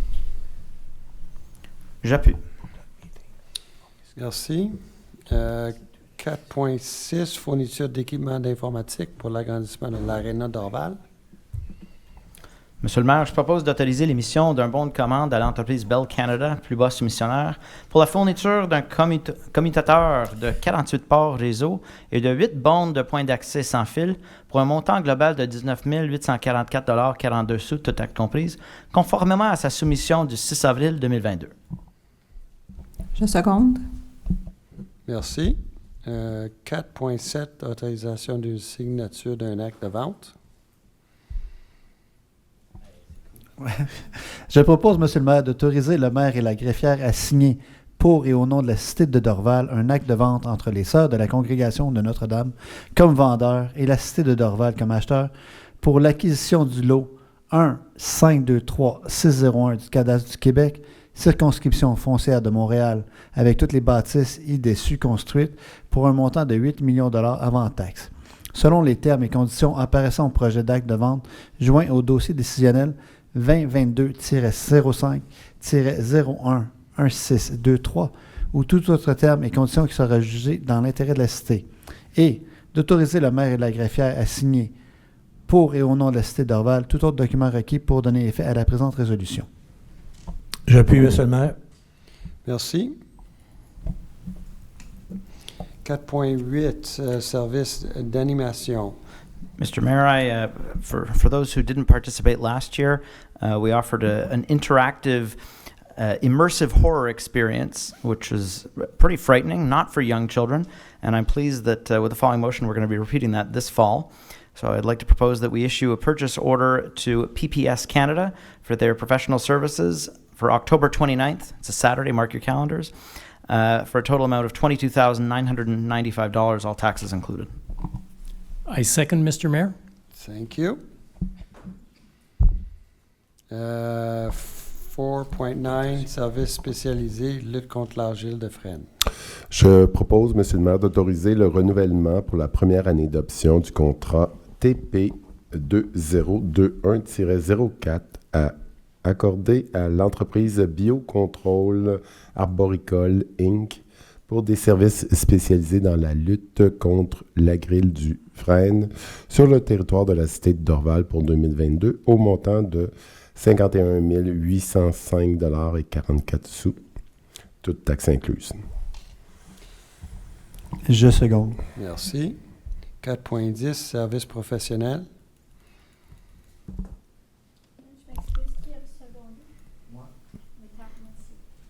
Je propose, Monsieur le maire, de retenir les services professionnels de groupe ABS Inc., seule firme ayant répondu à la demande de prix des travaux publics pour une étude géo-environnementale dans le cadre du projet de mise aux normes du centre aquatique Ballantine, au montant global de 19 890,68 $, toutes taxes comprises, conformément à son offre de service révisée du 20 avril 2022.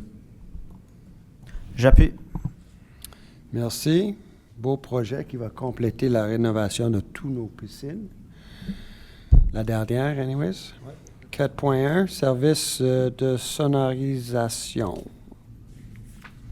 Monsieur le maire, j'aimerais proposer d'émettre un bon de commande auprès du fournisseur Chris Blais pour la location du matériel de sonorisation et d'éclairage pour les spectacles de la Fête nationale du Québec et la Fête du Canada pour 2022 pour un montant totalisant 17 246,25 $, toutes taxes comprises. J'appuie.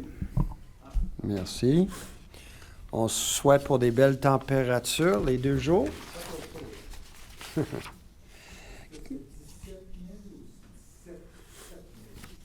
17. Bon, 4.12, services professionnels.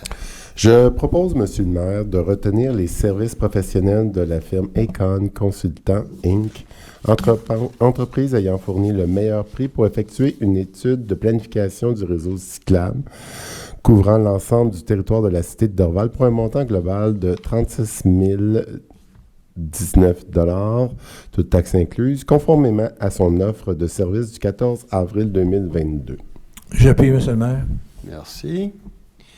4.13, services professionnels. Je propose, Monsieur le maire, de retenir les services professionnels de la firme Econ Consultant Inc., seule firme ayant fourni un prix pour la réalisation du plan directeur pour l'implantation de corridors scolaires sur le territoire de la cité de Dorval pour un montant global de 38 496 $, conformément à son offre de service du 14 avril 2022.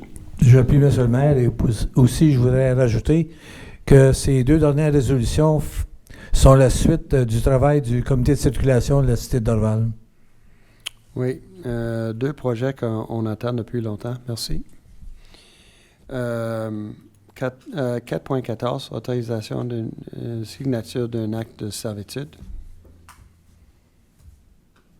Je propose, Monsieur le maire, d'autoriser le maire et la greffière à signer pour et au nom de la cité de Dorval un acte de servitude et de reconnaissance du droit de propriété à intervenir entre la cité de Dorval et le syndicat de copropriété EMV MV-Plex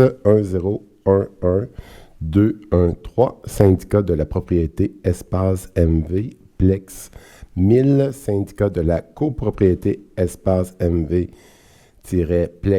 1100, syndicat de la copropriété espace MV-Plex 1200, syndicat de la copropriété MV-Plex 1300, syndicat de la copropriété EMV-Plex 789, syndicat de la copropriété espace MV-Plex 9 et syndicat de la copropriété espace MV-Plex 3. Le tout selon les termes et conditions apparaissant au projet d'acte de servitude joint au dossier décisionnel 2022-05-011-649 ou tout autre terme et condition qui sera jugé dans l'intérêt de la cité, et d'autoriser le maire et la greffière à signer pour et au nom de la cité de Dorval tout autre document requis pour donner effet à la présente résolution. J'appuie.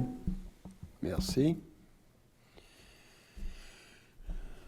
Monsieur Lesage, service professionnel. Oui, définitivement pour ceci. Monsieur le maire, ce serait pour accorder à la firme GBI Entreprise ayant obtenu le meilleur pointage lors de l'évaluation des soumissions pour le comité de sélection du mandat IM 2022-13 pour le service professionnel incluant le concept des plans et devises, de la surveillance des travaux et des surveillances de garantie relatives au projet de réaménagement du secteur de l'avenue Roy et Lepage au montant global de 491 518,13 $, toutes taxes comprises, conformément à son offre de service OS 22-0089. J'appuie. Merci. 4.17, service de location de deux véhicules. Mr. Mayor, I propose that we issue a purchase order to Enterprise, the firm that submitted the best price, for the rental of the following two vehicles. 3/4-ton transit van for a period of 6 months while waiting for vehicle number 15 to be delivered, which is part of the painting division, for a total amount of $11,237.64, all taxes included, consistent with the bid submitted May 6, 2022. And a 4x4 truck with streetway arrows for a period of 2 months while waiting for vehicle number 51 for the aqueduct division for a total amount of $5,737.26, all taxes included, consistent with the bid submitted May 6th, 2022. I second that. Merci. There's one missing, 4.16. Ah, mon Dieu, je m'excuse. Ah, c'est Roy Lepage 2 fois. Oui. Et donc, pour le 4.7, c'était le secondaire, c'était qui? C'est moi. D'accord. On va faire le... Je m'excuse, monsieur Lepage. Monsieur Lepage? Non. Monsieur Lesage. Oui, monsieur Mauvaise le maire. page. Ce serait pour autoriser l'émission d'un bon de commande à l'entreprise La Salle NHC pour le service d'accompagnement de soumissionnaires retenu pour les services professionnels pour le réaménagement du secteur de l'avenue Roy-Lepage au montant global de 27 249,08 $, toutes taxes comprises, conformément à son offre de service datée du 6 mai 2022, mandat IM 2022-17. J'appuie. Merci. 4.18. Je propose, M. le maire, d'autoriser l'émission d'un bon de commande à l'entreprise CDW Canada Corp, plus bas soumissionnaire conforme pour la fourniture de 114 licences Adobe Acrobat Pro DC et de 7 licences Adobe Creative Cloud, toutes les applications, au montant global de 35 329,99 $, toutes taxes comprises, conformément à ses soumissions jointes au présent dossier décisionnel, et d'approuver une enveloppe budgétaire supplémentaire de 5 000 $ pour des licences additionnelles qui pourraient être requises en cours d'année ou pallier à l'augmentation des prix au moment du renouvellement. Désolé. Vas-y, Pascal. J'appuie. Merci. 4.20, autorisation de paiement dans le cadre de l'entente de partage de coûts. 419. Ah, 419. Excuse, service professionnel.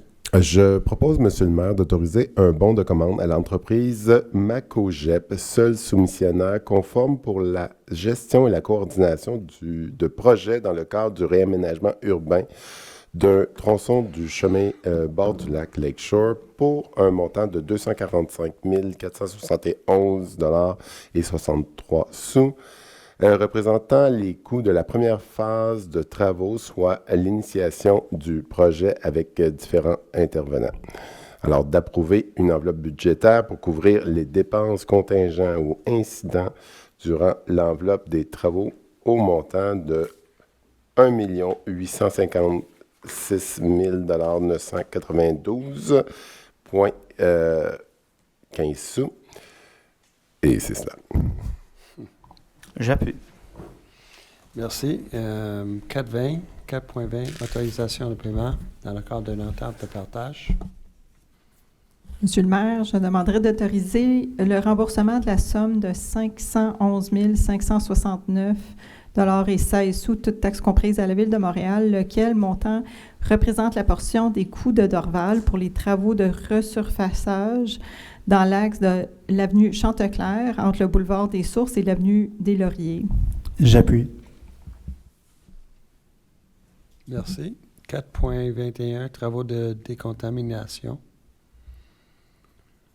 C'est mon secteur, j'aimerais le faire. Le secteur est qui, coudonc? Oh.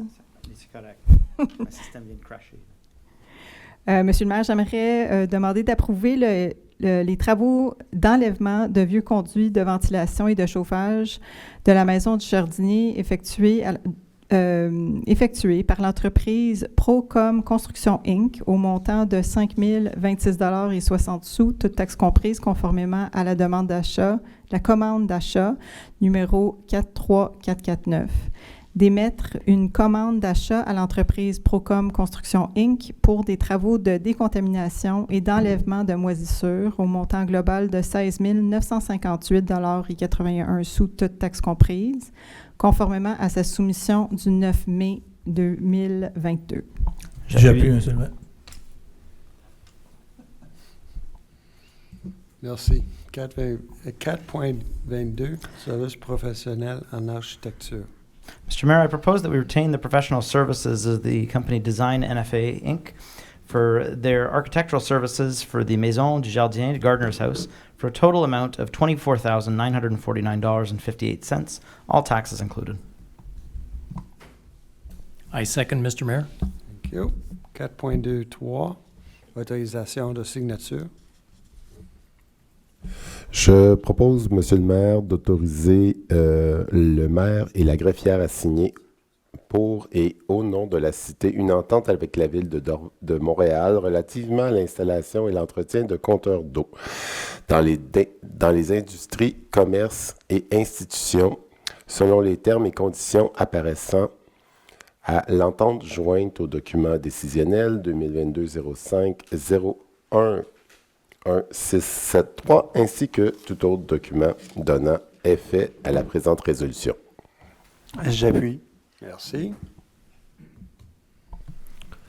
4.24, autorisation d'une signature d'entente de recoupement d'achat. Je propose, monsieur le maire, que la cité de Dorval confirme son adhésion au regroupement de l'UMQ pour retenir les services professionnels d'un consultant en assurance collective pour l'ensemble des municipalités et organismes intéressés dans le cadre d'un achat regroupé.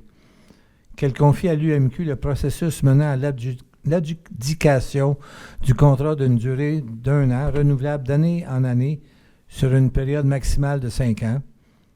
Qu'elle s'engage à fournir à l'UMQ dans les délais fixés les informations nécessaires à l'appel d'offres. Qu'elle s'engage à respecter les termes et conditions du dit contrat, comme si elle avait contracté directement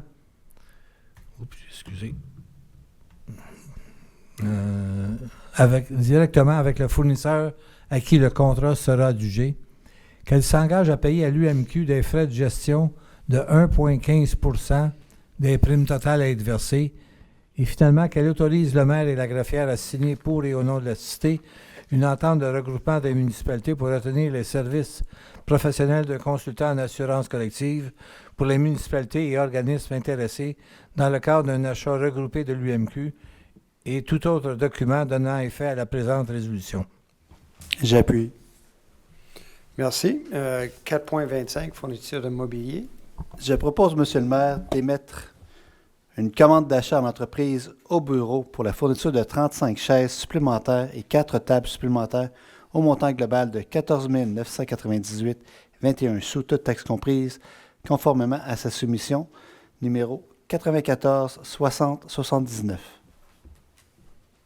J'appuie, Monsieur le maire. Merci. 4.26, service d'experts en sécurité nautique. Yes, Mr. Je propose, Monsieur le maire, de retenir les services. Vas-y, Robert, parce que mon ordinateur... Yes, Mr. Mayor, it would be to retain the service of the Association des premiers répondants du Québec for nautical surveillance during the various events that will take place during 2022 summer season for a total amount of $49,473.78, including tax, in accordance with their service offer dated May 5th, 2022. I second the motion and encourage our residents to take advantage of this now annual event. There's a lot of weekends that are going to be offered this year. We were talking about it a little bit earlier, and it's a great opportunity to get out on the lake. Absolutely. 4.27, autorisation d'une signature d'entente avec Stinger Sports. Je propose, Monsieur le maire, d'autoriser le maire et la greffière à signer, pour et au nom de la Cité de Dorval, une entente de partenariat tripartite avec l'Association athlétique de Dorval, AAD, et Stinger Sports relativement à la location de l'espace destiné à l'exploitation et à la vente d'équipements sportifs sur glace et d'aiguisage de patins à l'Aréna de Dorval, selon les termes et conditions apparaissant à l'entente jointe au dossier décisionnel 2022-05 011684. J'appuie. Merci. Stinger Sports, by the way, c'est un résident de Dorval qui va s'installer. Oh, excuse, Dorval Nord. Ouais. Merci. 4.28, autorisation d'une signature de 2 ententes avec S&A Catering.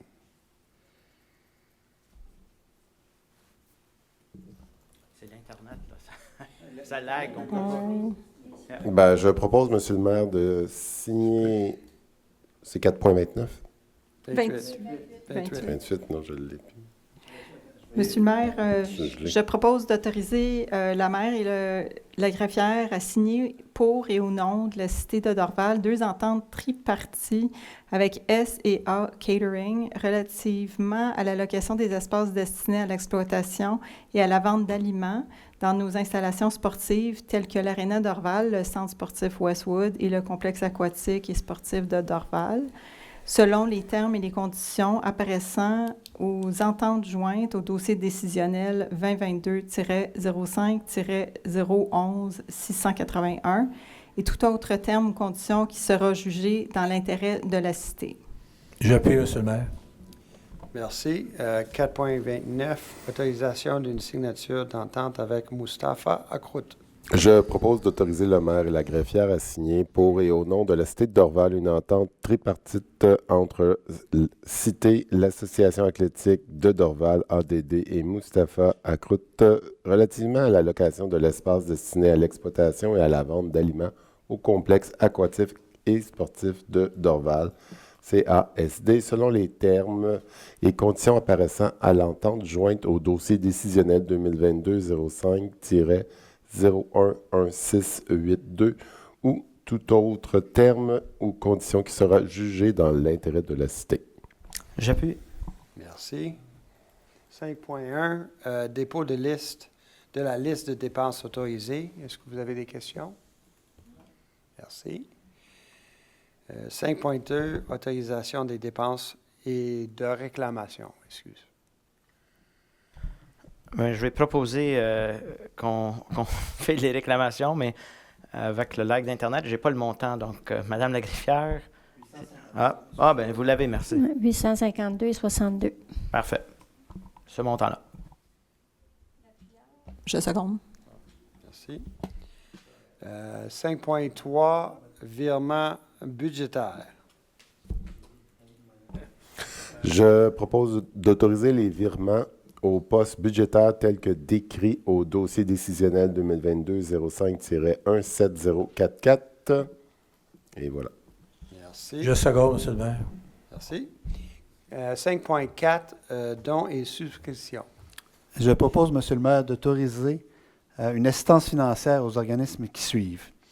Le Centre d'éducation des adultes Jeanne Sauvé, au montant de 100 à imputer au poste budgétaire 02 190 00 996. Le Réveil de la Chine, au montant de 360 à imputer au poste budgétaire 02 110 00 310. À Kiwanis Lakeshore Foundation, au montant de 1050 à imputer 550 au poste budgétaire 02 110 00 310 et 500 au poste budgétaire 02 190 00 996. Merci. J'appuie. J'aimerais juste aussi juste dire que le Réveil de la Chine dessert les gens de la Chine, mais aussi les gens de l'ouest de l'île en général. En général, oui. Exact. Merci. 6.1, dépôt de rapport comparatif de liste de permis pour avril. C'est un dépôt. 6.2, est-ce qu'on a des questions? Non? Non. 6.2, dépôt de procès verbal du comité consultatif d'urbanisme. Est-ce qu'on a des questions pour M. Lassage? Non. 6.3, consentement de la cité d'Orval. Oui, Monsieur le maire, ce serait pour que la cité de Dorval consente à ce que les fonctionnaires ou officiers responsables de la délivrance des permis agissent à titre d'inspecteur métropolitain local, tel que prévu par l'article 5.3 du règlement de contrôle itinéraire de la communauté et exercent le pouvoir et devoir énumérés à l'article 5.7 de ce même règlement, que la cité de Dorval consente à ce que les fonctionnaires et les officiers responsables de la délivrance des permis se voient déléguer le pouvoir et le devoir d'inspecter le métropolitain et le chef d'inspecteur métropolitain adjoint, tel que prévu au l'article 5.4 et 5.5 du règlement de contrôle itinéraire de la communauté. Que la cité de Dorval informe la communauté métropolitaine de Montréal que les personnes suivantes du service de l'aménagement urbain agissent à titre d'inspecteur métropolitain local sur le territoire, directrice des services de l'aménagement urbain, chef de division urbanisme, permis et inspection, coordinateur de projet préposé au permis et à l'occupation. J'appuie. Merci. Le 6.4, approbation de divers plans d'implantation et intégration architecturelle. I'm frozen. Y a-t-il quelqu'un qui peut... Non, pas tout. Je propose, Monsieur le maire, d'approuver les plans et les documents associés au projet suivant, conformément au tableau ci-dessous. Projet CCU du 9 mai 2022. Projet de construction d'un bâtiment mixte résidentiel et commercial du 200 avenue d'Orval, recommandé majoritairement. Projet d'agrandissement d'une habitation unifamiliale 264 Croissant Ferndale, non recommandé. Projet de construction d'un garage attaché à une habitation unifamiliale 266 avenue Toussaint, recommandé majoritairement. Projet d'affichage attaché et détaché au 3155 boulevard des Sources, recommandé majoritairement. Projet d'affichage attaché au 475 avenue du Mont, recommandé majoritairement. J'appuie, Monsieur le maire. No, I'm frozen. Merci. Le 6.6. Oui, Monsieur le maire, c'est revenu.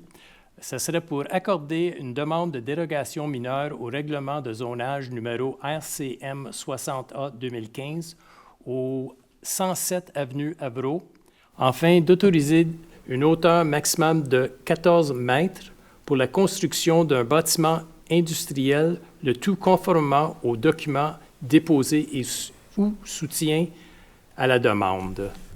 J'appuie. Merci.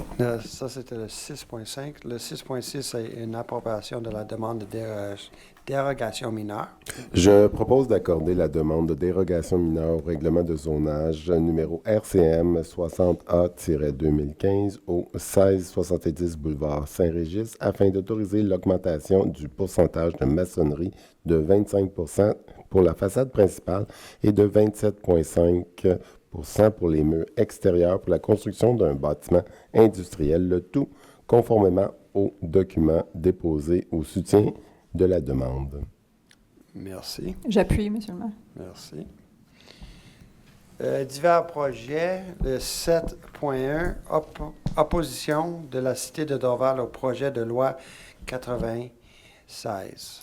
Mr. Mayor, as a proud Quebecer and bilingual person, je vais présenter celui-ci en français. Que le Conseil demande à nouveau au gouvernement du Québec de retirer le projet de loi 96 du feuilleton et de consulter de façon significative la communauté anglophone de Québec et les associations telles que le QCGN, Quebec Community Groups Network, qui représente la communauté avant de mettre de l'avant toute législation qui servirait à modifier la charte de la langue française. Ainsi que le Conseil exprime également son point de vue selon lequel plusieurs des amendements contenus dans le projet de loi 96 et dans les amendements ultérieurs de la Commission de la culture et de l'éducation de l'Assemblée nationale contreviennent clairement à l'esprit de justice et d'ouverture et ne sont pas respectueux de la communauté anglophone du Québec, conformément au préambule et à l'esprit de la Charte de la langue française. Que le Conseil demande au gouvernement du Québec de consulter le barreau du Québec et des experts constitutionnels avant de présenter une nouvelle législation afin de s'assurer que les droits accordés aux résidents du Québec en vertu de la Charte québécoise des droits et libertés de la personne, de la Charte canadienne des droits et libertés et de la Constitution canadienne et qu'ils ne sont pas restreints par toute modification à la Charte de la langue française. Que la Cité de Dorval demande au gouvernement du Québec de s'engager à ne pas utiliser de façon préemptive la clause dérogatoire pour cette loi et de s'engager à ce que la Charte de la langue française demeure assujettie à la Charte des droits et libertés de la personne du Québec. Que la Cité de Dorval s'opposera vigoureusement aux modifications de la Charte de la langue française, y compris, mais sans s'y limiter, à celles qui créer des coûts bureaucratiques et de la paperasse supplémentaire pour de multiples paliers du gouvernement du Québec, d'organismes municipaux et des entreprises privées, qui décourage davantage les Québécois anglophones à postuler pour travailler dans la fonction publique québécoise, qui réduit la capacité des résidents et des employés municipaux à avoir accès aux services dans la langue de leur choix, qui impose des pénalités draconiennes, y compris la suppression de tout financement provincial si les municipalités servent les résidents dans la langue de leur choix ou permettent aux employés de communiquer entre eux dans une langue autre que le français, et qui réduit davantage la capacité de nos résidents et des résidentes du Québec à recevoir une éducation en anglais, ce qui pourrait affecter leur éventuelle carrière et leurs moyens de subsistance, et qui réduisent davantage les droits des institutions bilingues telles que les villes à fonctionner tant en anglais qu'en français. Et finalement, je propose que la Cité de Dorval ordonne à sa greffière d'envoyer des copies de la présente résolution à tous les membres de l'Assemblée nationale du Québec, y compris le député de l'Assemblée nationale Enrico Ciccone, à toutes les autres municipalités de la communauté métropolitaine de Montréal, aux députés de Montréal, à les ministères fédéraux des langues officielles, au commissaire aux langues officielles du Canada, à l'Union des municipalités du Québec, UMQ, et à la Fédération canadienne des municipalités, FCM. J'appuie. Merci. Et il faut dire que la Ville de Dorval est très fière d'offrir des services aux résidents en 2 langues officielles. Et c'est très important que notre gouvernement provincial respecte ses commitments et qu'il nous laisse continuer à offrir nos services en harmonie avec nos citoyens français et anglais.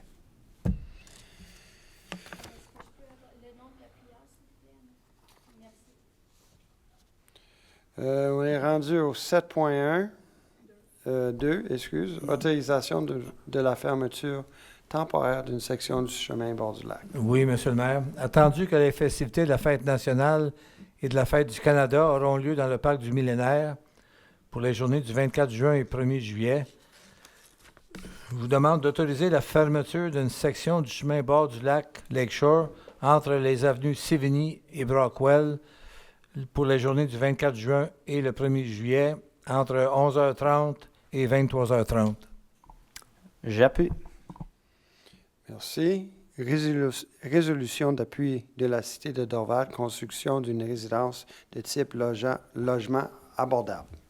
Je propose, Monsieur le maire, de réitérer la volonté de la Cité d'Orval de poursuivre les démarches entreprises avec l'Office municipal d'habitation de Montréal en vue de finaliser la construction d'une résidence de type logement abordable pour aînés qui aura pour effet de combler un besoin de plus en plus éminent de la population et de transmettre une copie de la présente résolution à la ministre des Affaires municipales et de l'Habitation, à la mairesse de Montréal, à la communauté métropolitaine de Montréal et à l'agglomération de Montréal.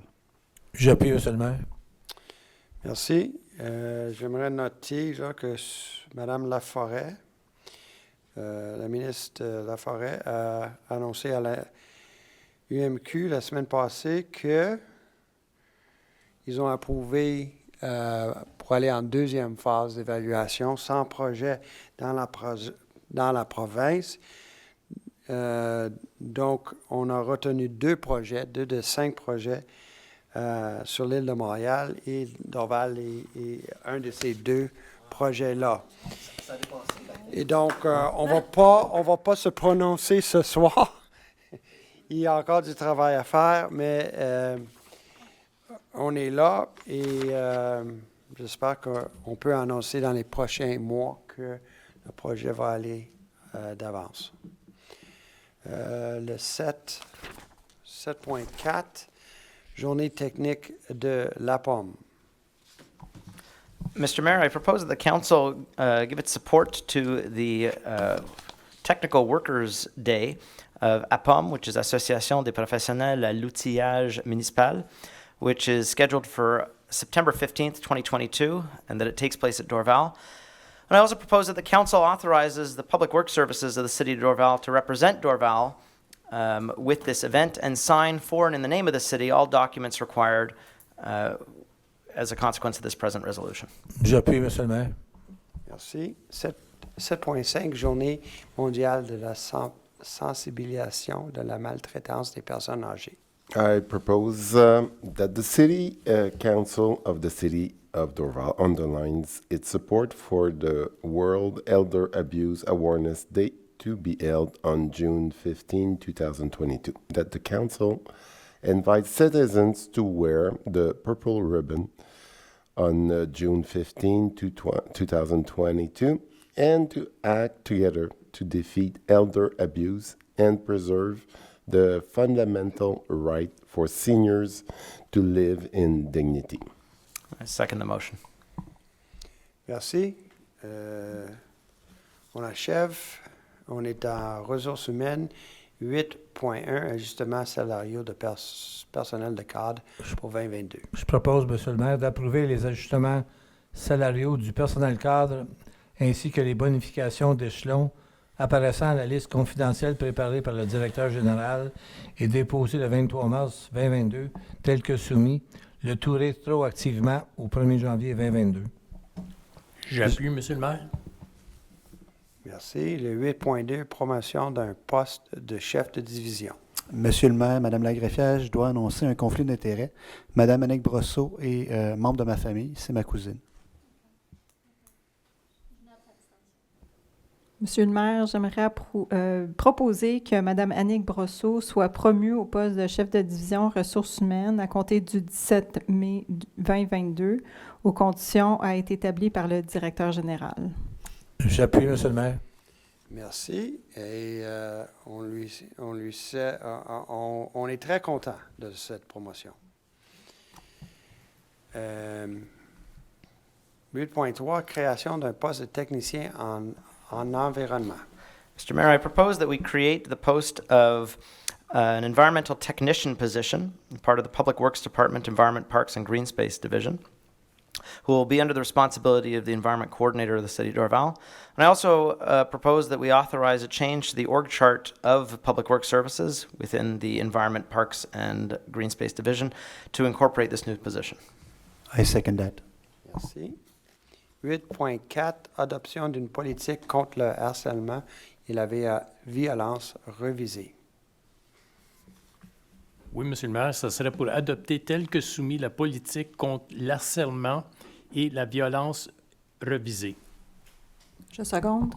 Merci. 8.5, modification d'un poste d'agent de bureau auxiliaire. I propose, Mr. Mayor, to authorize the change of the 25-hour week auxiliary office agent position to a 30-hour week documentation technician position effective June 1st, 2022. I second the motion. Merci.